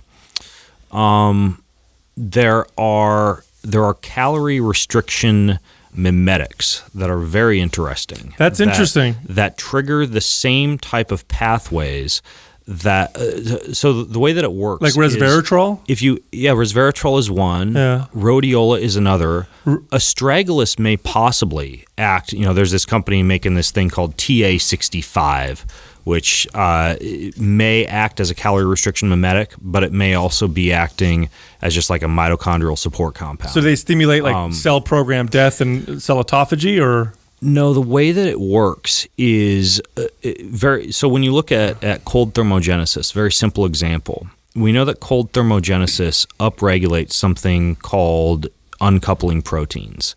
So uncoupling proteins would be what you'd find a higher amount of in brown adipose tissue. When you get exposed to cold, you get a conversion of white fat into metabolically active brown fat, which, rather than taking calories and oxygen to produce ATP, instead produces heat.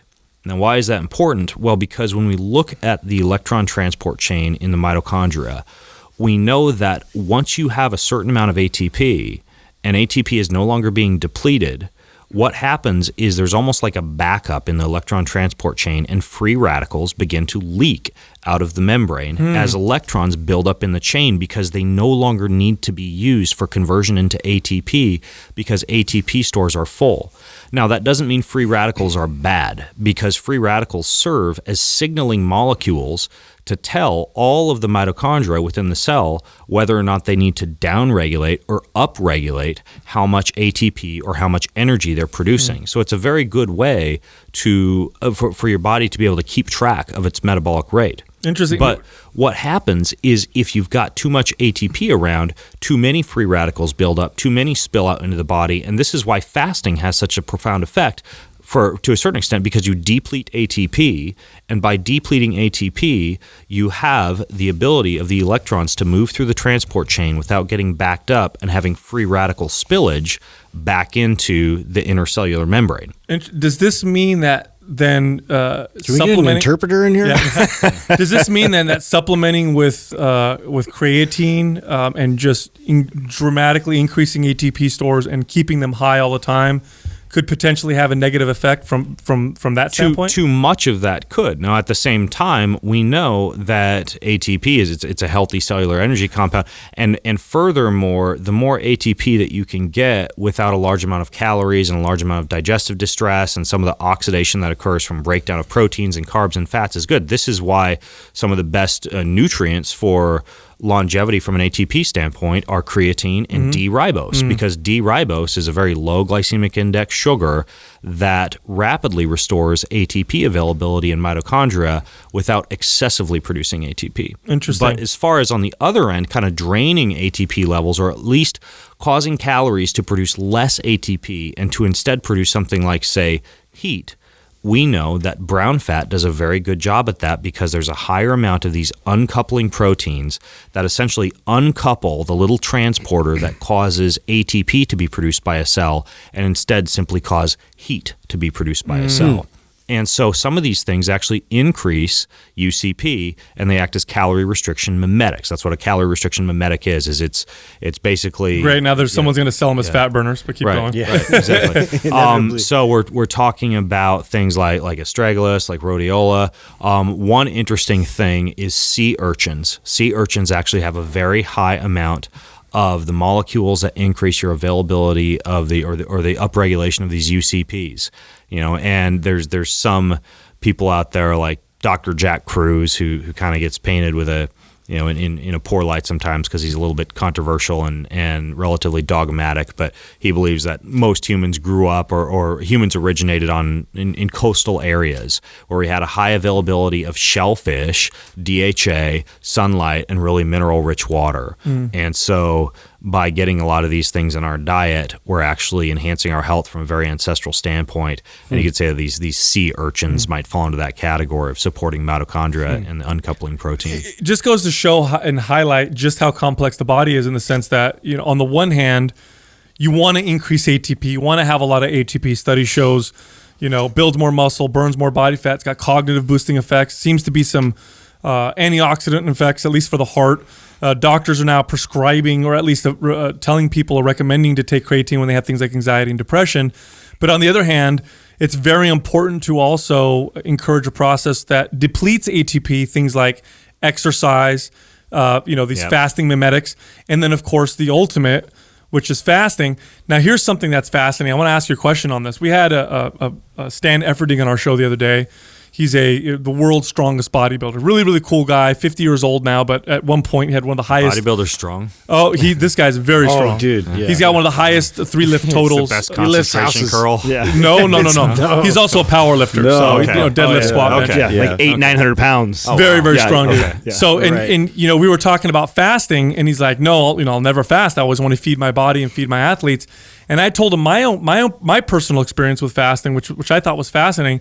Now, I didn't go into fasting for any kind of performance enhancing benefit. I employ 48 or 72-hour fasts, every other month now or so, for things like gut health, longevity, reduction in inflammation. I get a spiritual effect from it in the sense that it clears my mind, helps remove me from food, and all these other benefits. May I say something real quick? Go. Yeah, for people listening, especially my audience who's listening right now, Sal is not like a skinny ass fasted, like cold emaciated dude. Like he's built. Yeah. And you're still fasting 48, 72 hours and maintaining muscle. Yeah, and in fact, I was doing a 48 to 72-hour fast once a month, and I did that for about 7 months.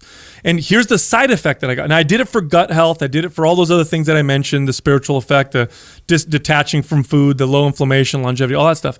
The benefit I noticed, which was fascinating, was about 2 or 3 days after I started to refeed. So 72-hour fast, then I start to slowly reintroduce food. About 2 or 3 days later, some of the best workouts I'd ever had, incredible pumps, and I built more muscle during this entire process. Now, part of me thought, okay, maybe it's because my gut health got so much better. I'm able to assimilate more food. Well, I've since retested this, and by the way, I had a similar effect years ago. Years ago, I started employing once a week vegan day, but really what it turned into was a once a week 600 calorie day. Like a meatless Monday kind of thing. But it really was like 600 calories. So it was kind of like this low calorie day. And I always noticed the day after when I'd eat meat, I'd get like this rebound effect. And bodybuilders have seen this I've talked about this for a long time. One of the most anabolic periods that they'll ever experience is post-show, after hardcore dieting.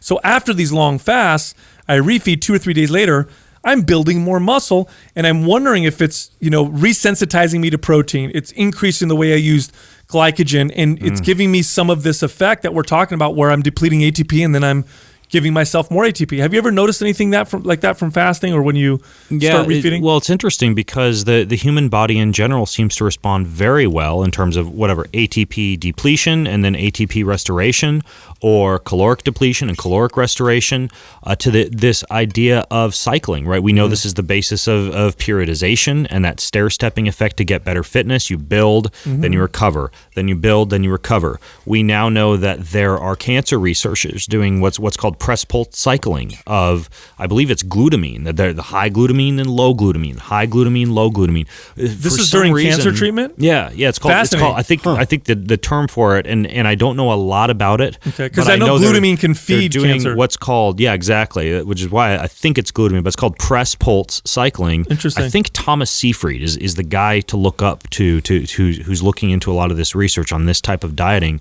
for cancer patients. We see guys like Dr. Dan Pompa, who I interviewed on my podcast, doing feast-famine cycling, right? 5 days, low calories, calorie restriction, 1 day fast, 1 day ad libitum, calorie refeeds, as many calories as you want. we look at the Bible.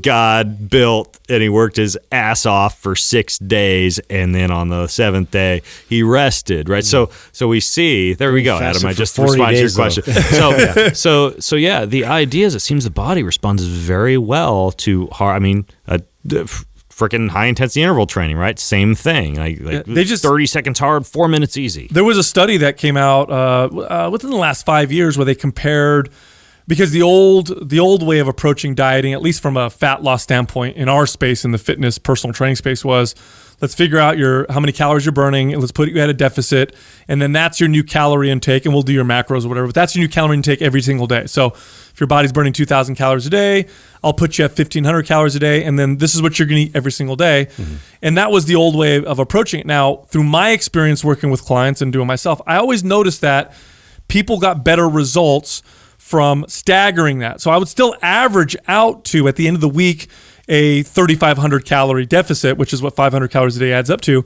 But it wasn't 500 calorie deficit every single day. Some days it was 1,000, some days it was no deficit, some days it was a surplus, and so on. And I saw better results. Part of me thought, I wonder if it's a psychological effect from that, because some days you feel like you're eating more or less or whatever. Well, they did a study, and they actually controlled for that. And they compared two groups of people that ate the same calories, both in a deficit. One group, same deficit every single day. The other group kind of staggered it, and the group that staggered it got better, more fat loss, preserved more muscle, got better results. And here's the best part, mitigated the metabolic adaptation that happens from restricted calorie diets, which is one of the biggest problems that you'll run into, especially for people who compete in bodybuilding and stuff like that, or even people who just diet real hard. When you drop your calories, your metabolism adapts downward and becomes very efficient, which we all know is extremely frustrating. You lose 20 pounds and then you're fucked. Your metabolism slowed down. Now you're doing all this cardio. You're eating low calories, and it's like you eat anything over that and you gain all the weight back real quick. Staggering it seems to mitigate that metabolic adaptation. Now, really do fascinating. you still, when you're fasting like that for that 48 to 72 hour cycle, what do your workouts look like? None, actually. What do they feel like? No. So what I do during that period is I'll walk or I'll hike, I'll stretch, I'll do mobility work. If I do resistance training, it's very low intensity, full range of motion. I'm not trying to stress the body anymore. I'm not trying to increase my performance. I'm not trying to get stronger or burn more body fat. Really, I was treating it like a spiritual experience, if you will. It's a different mental space. But when I would come back, I'd get stronger and felt so much better. Pussy. Really? Crush it. I still work out. Well, taking time off from exercise I think is important too. But anyhow, it's funny because now I get a text from Stan and he's like, I did my first 24-hour fast. So I actually was able to convince him to give that a shot, and I think it's because I told him there may be some muscle building, benefit from it. When I am at home, I try to do a Saturday to a Sunday night dinner fast. So every week? I do 12 to 16-hour intermittent fast every day, aside from the days where I'm traveling internationally or across many time zones where I'll eat breakfast at whatever the time zone is where I happen to be at. And sometimes that means it's not a 12 to 16-hour fast. But I do that 24-hour Saturday dinner to Sunday dinner fast. I've got two other things regarding longevity. Yes. One would be, and I don't know if you guys have talked about this much on the show before, but these NAD or NR precursors, they're becoming more and more popular. Companies like True Niagen and Elysium Basis, Thorne has one called Niacel, and it's called NR, nicotinamide riboside. Oh, there you go. And it's a precursor to NAD, and we know when it comes to longevity, mitochondrial health, inflammation. Seems to be a very strong role for that. NAD to NADH ratios are incredibly important. And so now you can buy supplements that have some really good research behind them. Last week, an article came out, I think it was the New York Times, about the pill that costs less than a cup of coffee that can make you live to 150 years old. I read that. Well, 10 years ago was resveratrol. Now it's nicotinamide riboside. And the way that you can also, and there are companies now who are selling patches, nasal sprays, injections and IVs are very common at a lot of these anti-aging clinics now. Yeah, so I actually, once every 2 weeks, I have a company in Texas that sends me NAD in a syringe. I'm not allowed to. I'm not allowed to do IVs. I'm still competing in a WADA sanctioned sport. So you can't do any IVs. I can't put more than 30 ml into my body. Oh, interesting. So I can't do a drip IV, but I can do a push IV. So I do a push IV of NAD, and it's a super uncomfortable injection. Like your gut burns and your body feels like it's on fire. Long ass needle, or you what? finish and you feel freaking unstoppable. It's a you actually really, feel really a difference. Yes, and in tracking my telomere length, it drastically reduced telomere length when I began using not just NR in between my NAD injections, right? So I do NAD injections once every 2 weeks. I do NR every day to keep my NAD levels up. I drink there's a tea. Dr. Mercola introduced me to this tea. It's called Pau-d'Arco bark tea. That's also an NAD precursor. So I have a batch of that tea in the fridge, and I'll just drink that as one of my beverages throughout the day. I like that because it's a natural form, and here's why. And I'm always careful because, for example, 15, 20, 30 years ago, was all this research showing antioxidants are great for you. They fight free radicals. You need lots of antioxidants. Then they did studies where they gave people high fucking doses of antioxidants that you wouldn't necessarily find in nature. And what ended up happening was increased risks of cancer and other problems because it's not the same. And now you know why. What are some of the primary signaling molecules in your body? Free radicals. Free radicals. So you eliminate those and they can't tell all the each other. mitochondria, whether energy is high or energy is low. We take all those away, and all of a sudden the mitochondria don't know which way is up and which way is down. Get cancer. Right? Wow. Yeah. Wow. So they go into these states of unobtrused energy production. Wow. So yeah. So the NR precursors and NAD. NR, NAD, there's injection clinics popping up all over the place, and there's some really good research behind this. I go to a lot of these anti-aging conferences now. NR and NAD and stem cells are probably two of the biggest things that anti-aging docs and folks at a lot of these conferences are talking about.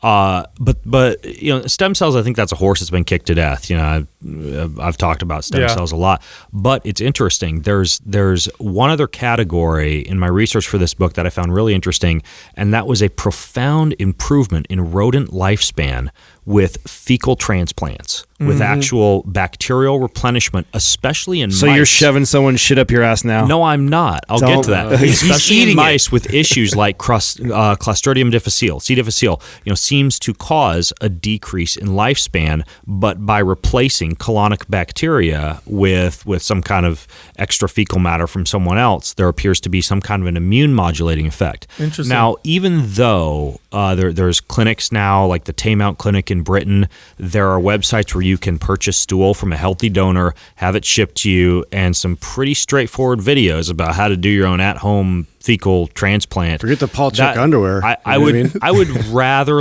eat a lot of really good prebiotics and take care of my gut and hopefully keep my gut to the point where I'm not getting Clostridium difficile. But if you tested and you did have it, it might actually be prudent to do something like a fecal transplant therapy. But what I find more interesting, and this is something I started doing after seeing some of the data on this, working very, very similarly from a longevity standpoint in terms of immune system modulation and gut health, is this whole old friends hypothesis. The fact that we live in this ultra clean culture with antibacterial hand soap and super clean hospitals and antibiotics, and you don't want your dog to kiss your kid, God forbid. Right. And so what happens is you see a decrease in beneficial bacteria in the immune system becoming stronger in response to germs and bacteria. And so a lot of people now, they're eating fermented foods and they're letting their kids go to petting zoos and play with farm animals. And now word is beginning to get out that it's pretty good to get dirty and to get in touch with bacteria and dirt. Yeah. But then you take that to the next level, because many of these things, measles parties. That was actually pretty funny. I talked right over you, but that was actually pretty funny. Some of these things are a little bit lesser known, like, say, whipworms or tapeworms. These actually have some very potent immune modulating effects, and many of them are not parasites, because a parasite has to do damage to the host and live within the host to be classified as a parasite. But if it lives within the host, that doesn't do damage, and one could even argue mitochondria fall into that category as an ancient, I think it's a eukaryotic organism that got enveloped into a cell. I read a book on this. There was a guy who wrote a book who had terrible Crohn's disease and started reading about how people who would get infected with, like, hookworm, for example, had much lower rates of symptoms from their Crohn's disease. So he actually went to a third world country because nobody would give him hookworms to infect himself with. And he walked barefoot around latrines and stuff, got infected, and his Crohn's disease pretty much went away. Today, now I don't think you can find any of these clinics in the U.S., but I know in Mexico, right? In Mexico, they have some of these where you'll go there and they'll actually infect you. They'll inoculate you. Chris Kresser was talking about Here's that. the problem with that. Those live within you and they don't go away. So a lot of people who do this, let's say with like tapeworms, they go to Mexico and they get inoculated. You start like pooping the tapeworm babies and your asshole itches. It's just like, it can create a situation where you are intensely aware that something is living within you. And some people lose weight because it begins to eat a lot of your calories and foodstuffs. But at the same time, there are certain forms of exactly. Along with your fat burning calorie restriction mimetic, we feature hookworm. Yeah. Damn. Kion hookworms. Anyways, though, so some don't actually have the capability to survive for long periods of time within the body, but still cause immune system modulation. And there are specific forms of rat tapeworms and pig whipworms that I researched for this book. And for the past 4 months, every 2 weeks, I've been dosing with whipworms God damn it. and tapeworms. Literally, just you drink them down. It's like this little salty. I'm not making out with you anymore. It's like a I was shot. going to. You're sitting in my seat right now. I'm shitting or I'm sitting? You're sitting in my seat. What I have It's disturbing. What I have noticed is my gut feels much better, particularly when I travel. Right, so I used to get like some gut issues and constipation. My gut would just feel kind of funky when I'd go overseas.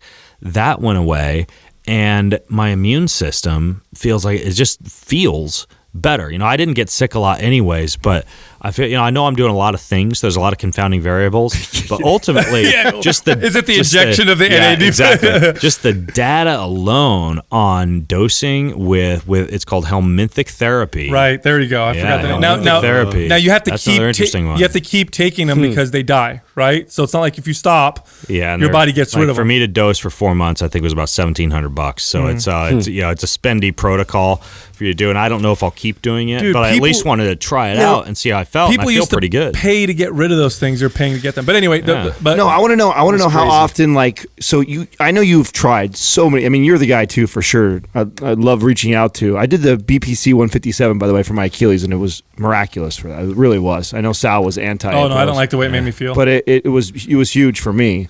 So sensitive. Coffee, BPC. Yeah. Did you know? Did you know it actually may influence the way that the dopamine acts in the brain? And there's some studies showing that they'll give BPC to rats and then give them amphetamines, and the amphetamines won't affect them the same way because their brains become less sensitive to dopamine. No kidding. Oral administration? They were doing injection and then oral. So I took a few shots of it and I felt flat. Subcutaneously? I did. And I felt flat, and so I stayed away from it. Shot into your gut, right? Yeah, I did. Wow. Yeah. Wow. I've injected into joints. I've never done like the subcutaneous into the gut. That's interesting. Yeah. So anyway. But anyways, I'm asking this because you've put so many things probably in your protocol for a while. How often is it that you eliminate something that maybe you've been doing for a while and you're just like, okay, just the hassle to do that, I'm not seeing or noticing the benefits that much. It's not going to become something very regular for me. I can't imagine you can keep up everything. Yeah, pretty regularly. There's stuff like what were some of the last things that fell off? I guess the last couple. I hate to say stuff because I feel like I'm shoving people under the bus, but I also have to be radically honest and just say how it is. Appreciate like theacrine, like theacrine, which was developed by one of my friends, Sean. And it's like supposedly the super potent creatine precursor that gives you energy for days and et cetera, et cetera. I went through 2 bottles of it and just didn't feel a thing, and I was hoping it would be like the next new biggest creatine. And it could be just me because I know they have some good data behind it and some decent clinical research, but I didn't notice anything from it. So that's one example. Another one would be, of course, like CBD for energy. I haven't really seen any benefits from something like that, but I haven't used too much of those like pick-me-up, energy-focused caffeine CBD pre-workouts. I have them at home to try. Probiotics, almost zero probiotics have I noticed much of a difference from. Is that because you do such a good job of eating foods that are fermented? But they say probiotics increase cognitive performance and I only feel that's true for people that are not probably getting it in their diet. Increased rating of perceived exertion and improved sleep and They've markers. actually connected. I'm not depressed, but markers of depression. And I don't notice that much. They've connected probiotic use for some people with increased risk of SIBO, believe it or not. Yep. Yeah, one of the formulas I want to do for Kion is a complete gut formula. I want sulforaphane and I want colostrum. And you're not putting whipworm in there? No, I'm not putting whipworm in there. Most is just that's not scalable. Cost. It's not NSF certified for sport. Anyways, though, I also want to include a form of probiotic that could potentially seed the gut.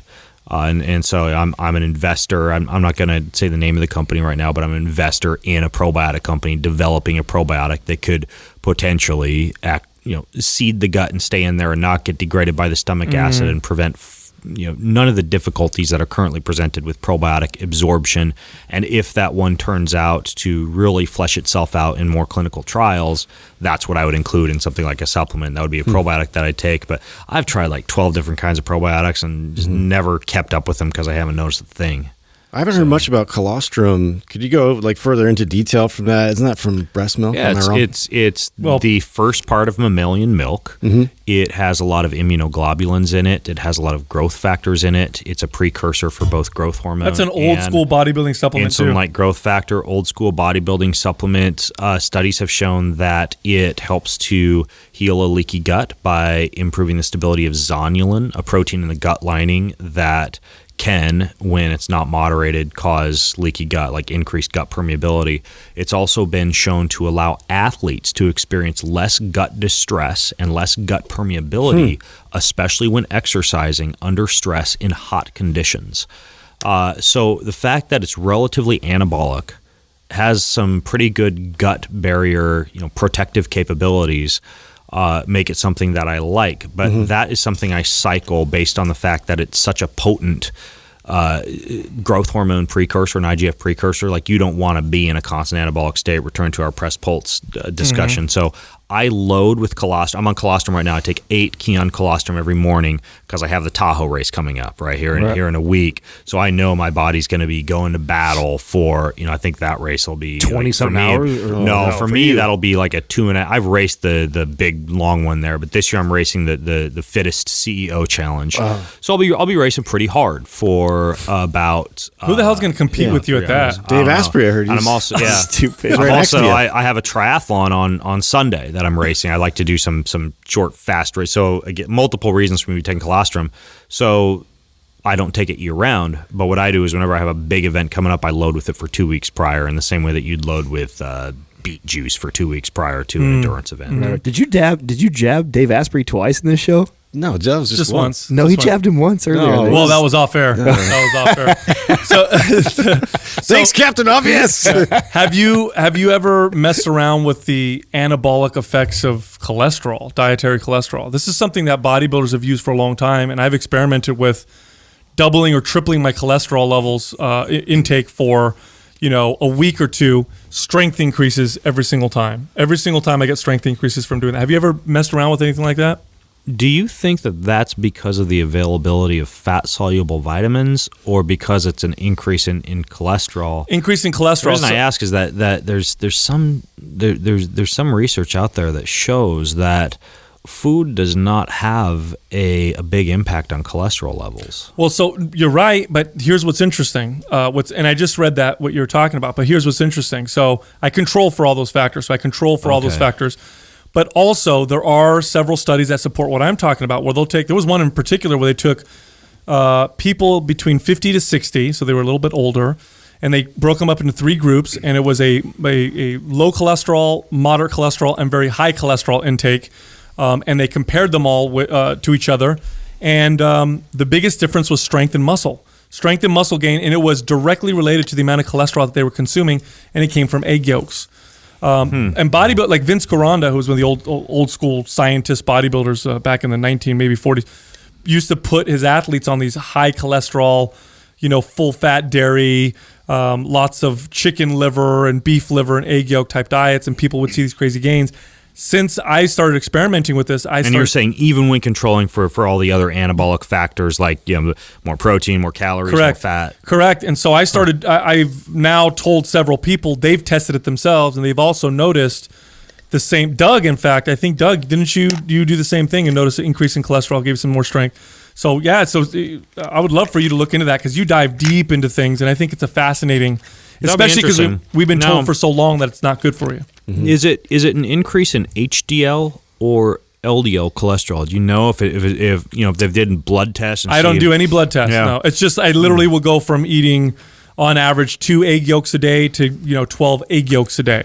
Yeah. So dramatic increase in diet, and I can tell within a day or two.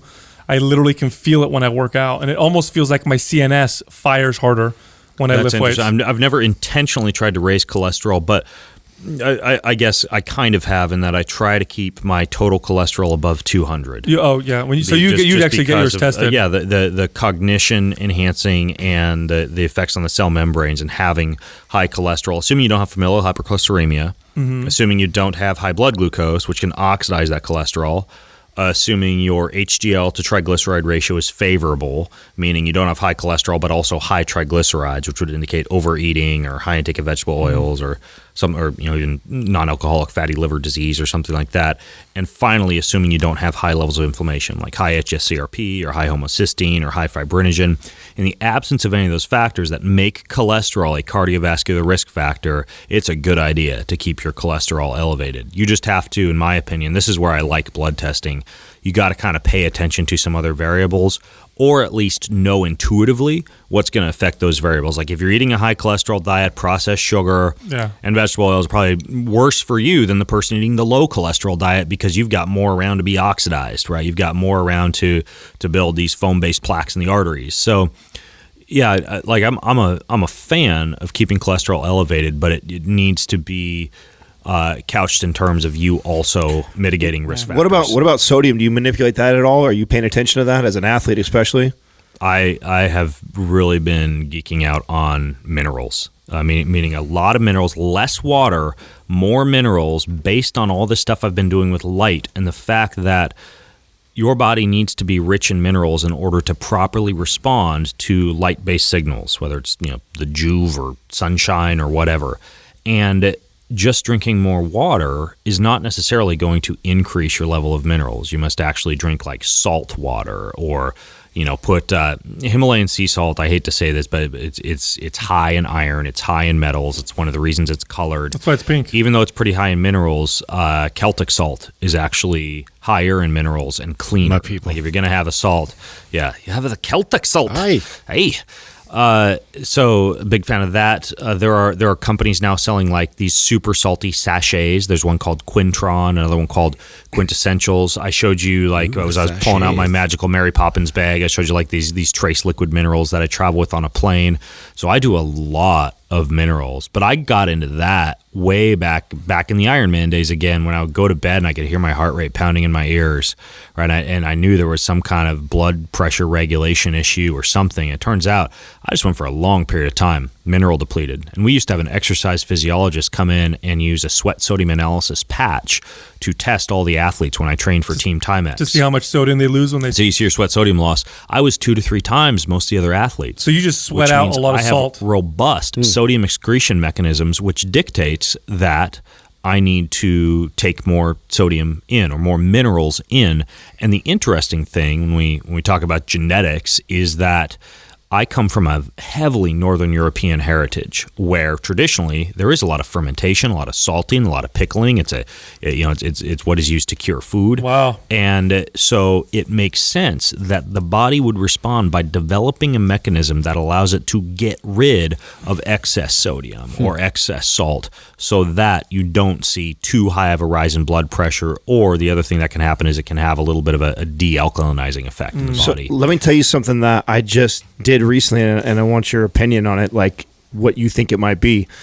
So something happens sometimes when we get so caught up in work here. We'll work like a 12-hour day. We're talking like crazy.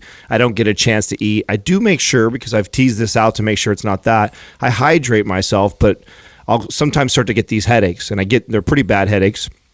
And I've gone home and tried thinking it's hydration, drinking more water, thinking it's I just need food. Your period, right? Yeah. So we were having this conversation. We got into a talk about sodium the other day, and I thought, man, I wonder if I'm just like really depleted, and I wonder if my body goes through it really fast.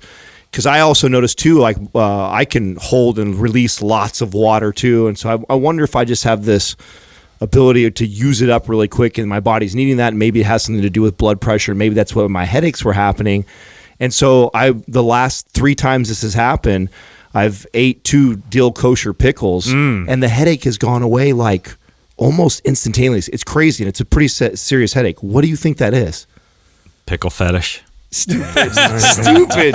Pickle fetish. Terrible. No, I mean, it very gargling. Very well could be related to a mineral deficiency. Although with headaches, it's typically magnesium, and I don't think pickles are very high in magnesium, but it certainly could just be as simple as what you've just elucidated, right? It's a mineral issue causing blood sugar or blood pressure dysregulation, which is resulting in a headache. I'm 3 for 3 right now, so I don't know yet for sure. But I mean, this has happened to me 3 times. 3 times I've gone back to that, and it's like instantly, it's relieved me. Do you also crave things like bananas, sausages? Because we can have a discussion about this later. There are some other things that could be at play here. Okay, keep talking shit, nerd. Keep talking shit. All right. So 2 more things. What were we just talking about before, Adam? Phallic talking about foods. his headaches. You were telling how the minerals, the genetics. Yeah. So when you look at the African American population, right, not a strong heritage of salting and pickling and fermenting foods. Not to stereotype, I know this sounds horribly racist, but time spent in especially in like the Southern American areas, time spent on slave ships, right? Like losing a lot of sweat, losing a lot of sodium during those long periods of time, and boats transported over from Africa, and potentially the development of some pretty robust sodium retention mechanisms. You put someone with that type of genetic ancestry into a scenario of heavily salted foods, and all of a sudden you see an epidemic of high blood pressure in African Americans that you don't see with the same type of salt intake in Northern Europeans. It actually says it in medical journals that African Americans tend to be more sensitive to sodium in relationship to high blood pressure. That's actually if you were to read a medical journal, it would actually say that. Yeah. Do you, because your body gets rid of sodium so quickly, do you find, do you test your other minerals? How are you with your calcium, for example? Are you worried about building up too much calcium? So I test on a quarterly basis hydroxyvitamin D, which can be relevant to calcium levels, because if you have too much, which I rarely have based on the reasons I was talking about earlier, you can get excess calcification. Mm-hmm. I test calcium, I test red blood cell magnesium, potassium, CO2, which can be indicative of minerals, because a low bicarbonate level can indicate that you have, for example, too much unopposed sodium that you're consuming, which would typically be from packaged foods. And I test chloride levels. So those are the minerals that I analyze on my blood. And really the ones I pay closest attention to would be that chloride, that bicarbonate level, which can indicate overall net acidity in the body.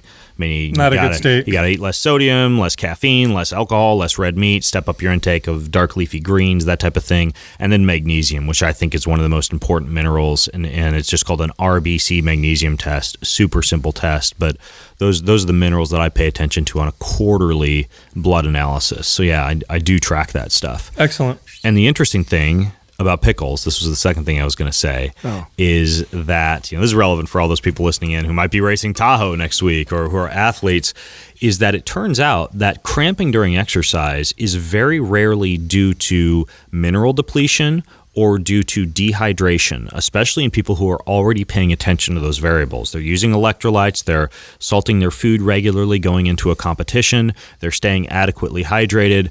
I cramped during my race or during my workout. What the hell? How could that have happened? Well, it turns out that the majority of cramps are due to a protective mechanism, an alpha motor neuron reflex that basically causes the muscle to go into a protective spasm or cramp so that you don't tear it or rip it. It's generated by the Golgi tendon organ. So what you can do to reverse this cramp And we know this works because when you do this, there's not enough time for any of these things to get absorbed into your system and absorbed into your muscles and provide salt to your muscles. Instead, it's all neural. So you can inhibit this alpha motor neuron reflex when you cramp by tasting anything incredibly salty or incredibly spicy.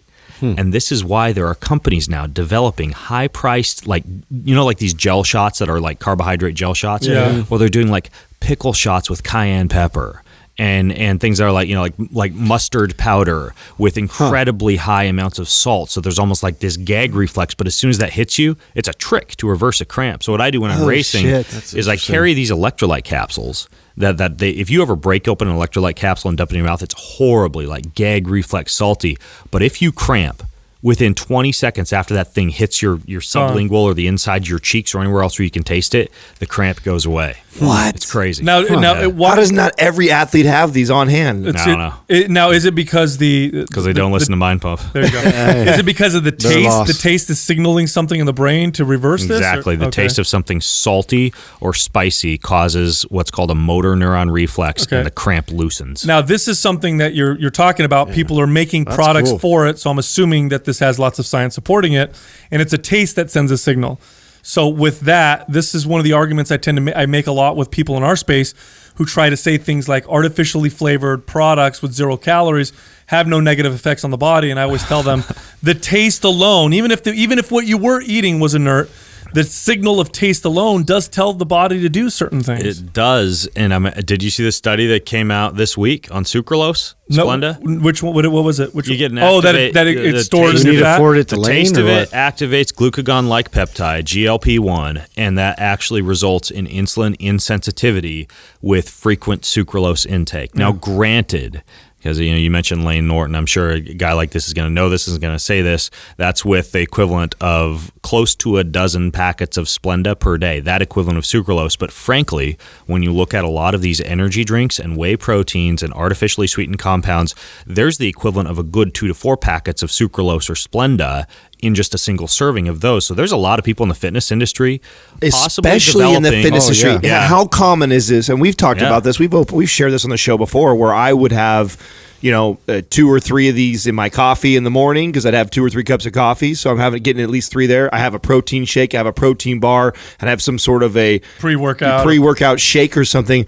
Easily we were over that. Yep. Easily. Exactly. And there's also duration. I'm using it for years because this is what I do every day. Yeah, and granted, I realize that this might sound hypocritical coming from a guy who regularly uses stevia, but I've never said that I believe that stevia may not be having an impact on incretin hormones or on insulin. For me, the pros outweigh the cons. I think it's less artificial and less potentially neurotoxic than aspartame or sucralose. Right. And it allows me to restrict calories very easily. When I'm, for example, on a long plane flight and I put some organic vanilla stevia into my seltzer water to make it taste like cream soda, right? So for me, the pros outweigh the cons of using an artificial sweetener, but even for that, I use either monk fruit or organic stevia.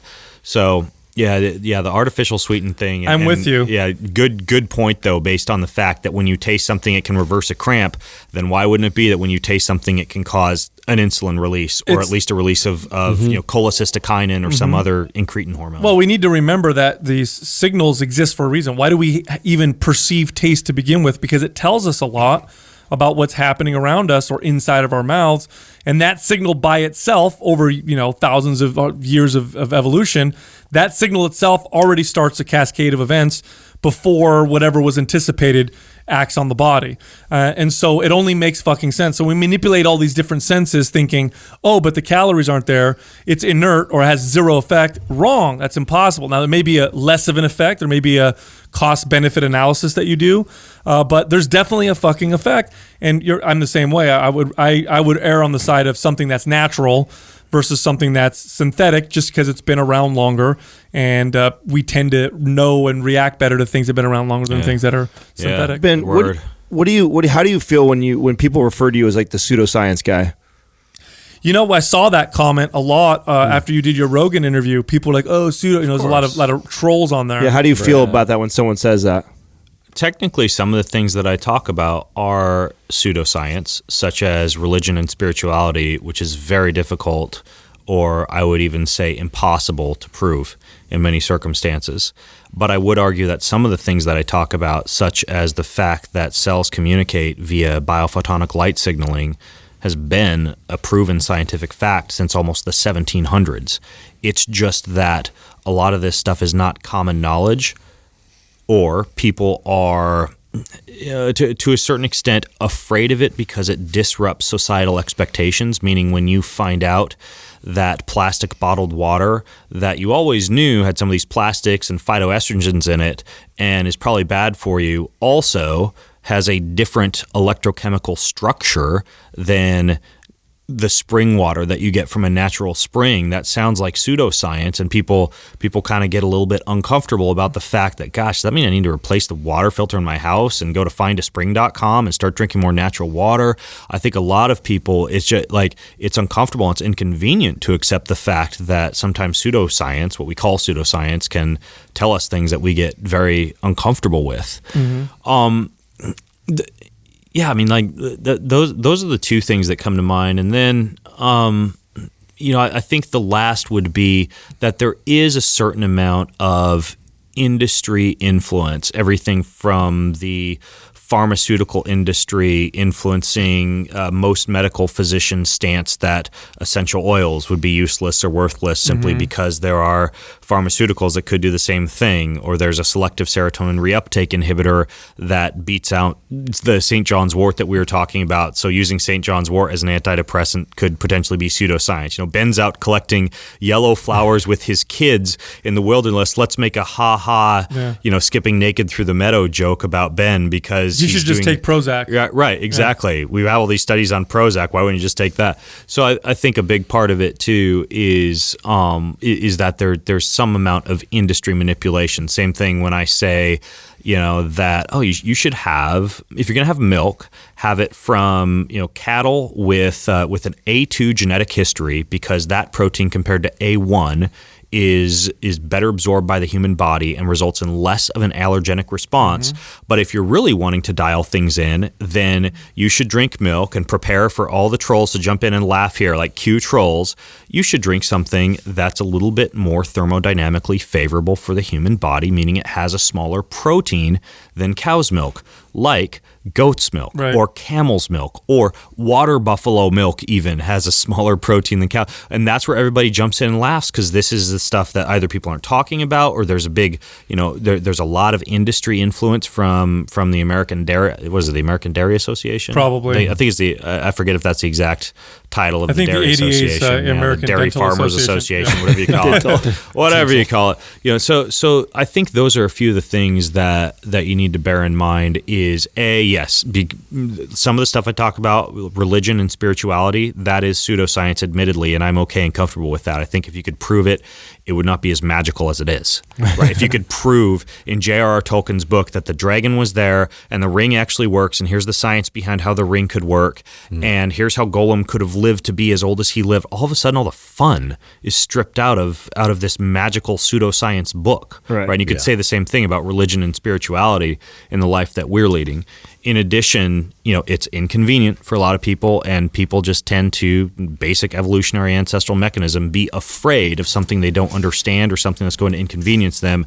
And then there's the C or three, I don't remember again. There's the industry influence that I think also pretty dramatically influences consumer choices. Ben, yesterday's pseudoscience was microbiome health. It was leaky gut syndrome. I mean, I remember talking about these things to my doctor clients, 14 years ago, and them, laughing at me like, oh, that's hocus pocus. That was considered pseudoscience. Today, that's real science. They're real stuff coming out with that. Was the reason why I asked, because I would imagine, because we know you really well, and we have a lot of respect for you, and I think anybody who doesn't know you very well and they ask about you, like to us, that's the first thing that they say to me is like, oh, that pseudoscience guy. And I'm like, oh, you really don't know. Right. And I'm guilty of that myself. I make fun of Dr. Mercola for talking on the phone on his freaking selfie stick. But you know what? Maybe when people are dropping dead of brain cancer 20 years from now, everybody's going to say, gosh, that was pretty smart of him to do. Right. So I've been in that chair before where I've laughed at him doing that, or the fact that he wouldn't get in and I'm sorry if he's listening in. I'm not throwing him under the bus. I'm just using this as an example. I love him, by the way. Yeah, I love Dr. Mercola too. I learned a shit ton from him, but he wouldn't get in the car to travel with me from LA to Malibu to visit a friend over there that I wanted him to hang out with because of the EMF potential on the highways and all these 5G power lines. And how did he get there? But he didn't go. So he teleported. And you know what?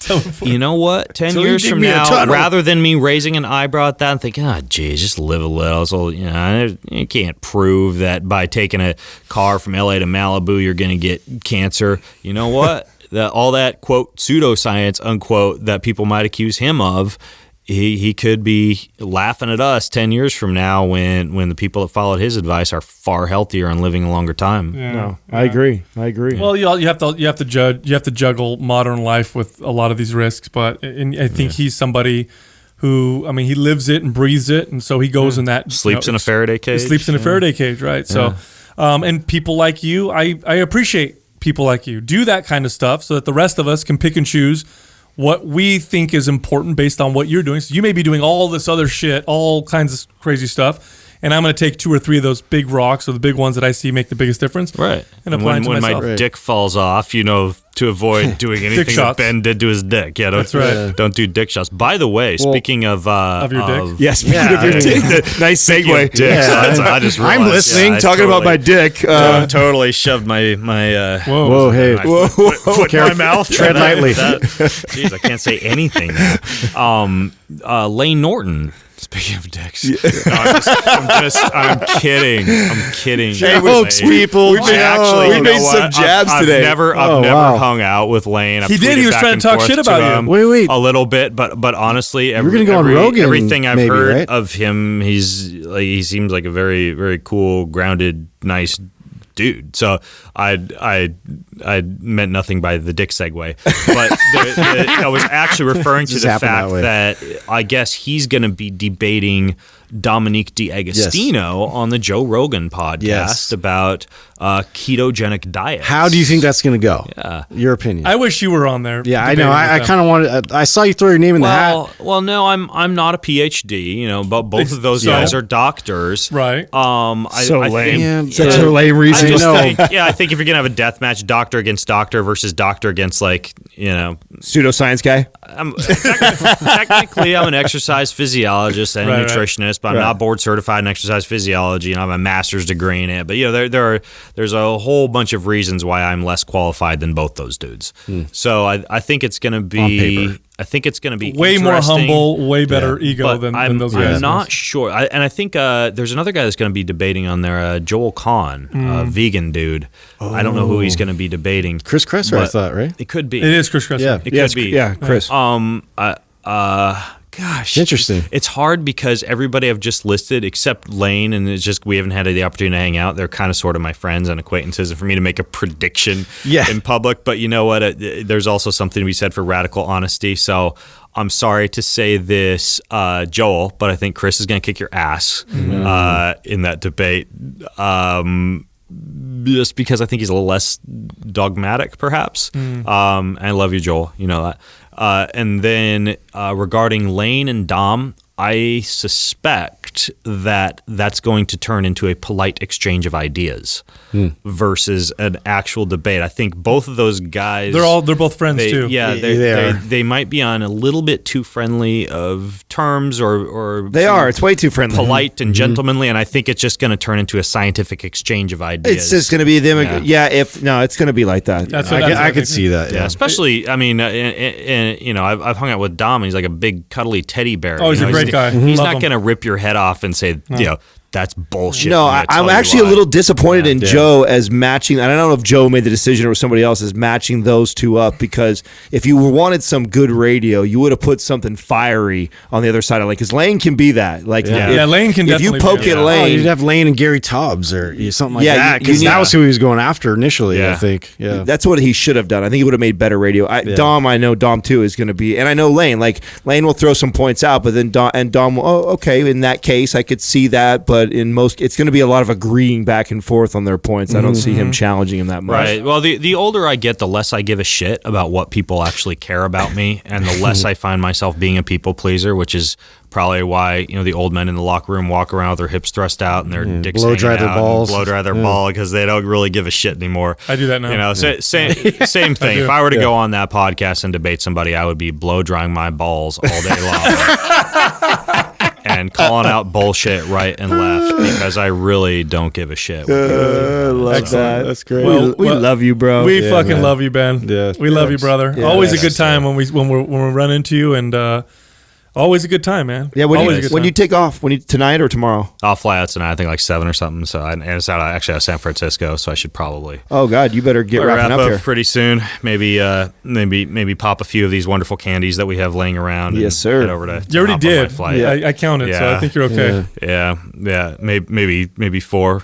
I don't know what I took so far. Yeah. No, just a couple. By the way, I want to finish with this, that I only endorse responsible use of any mind-altering substance.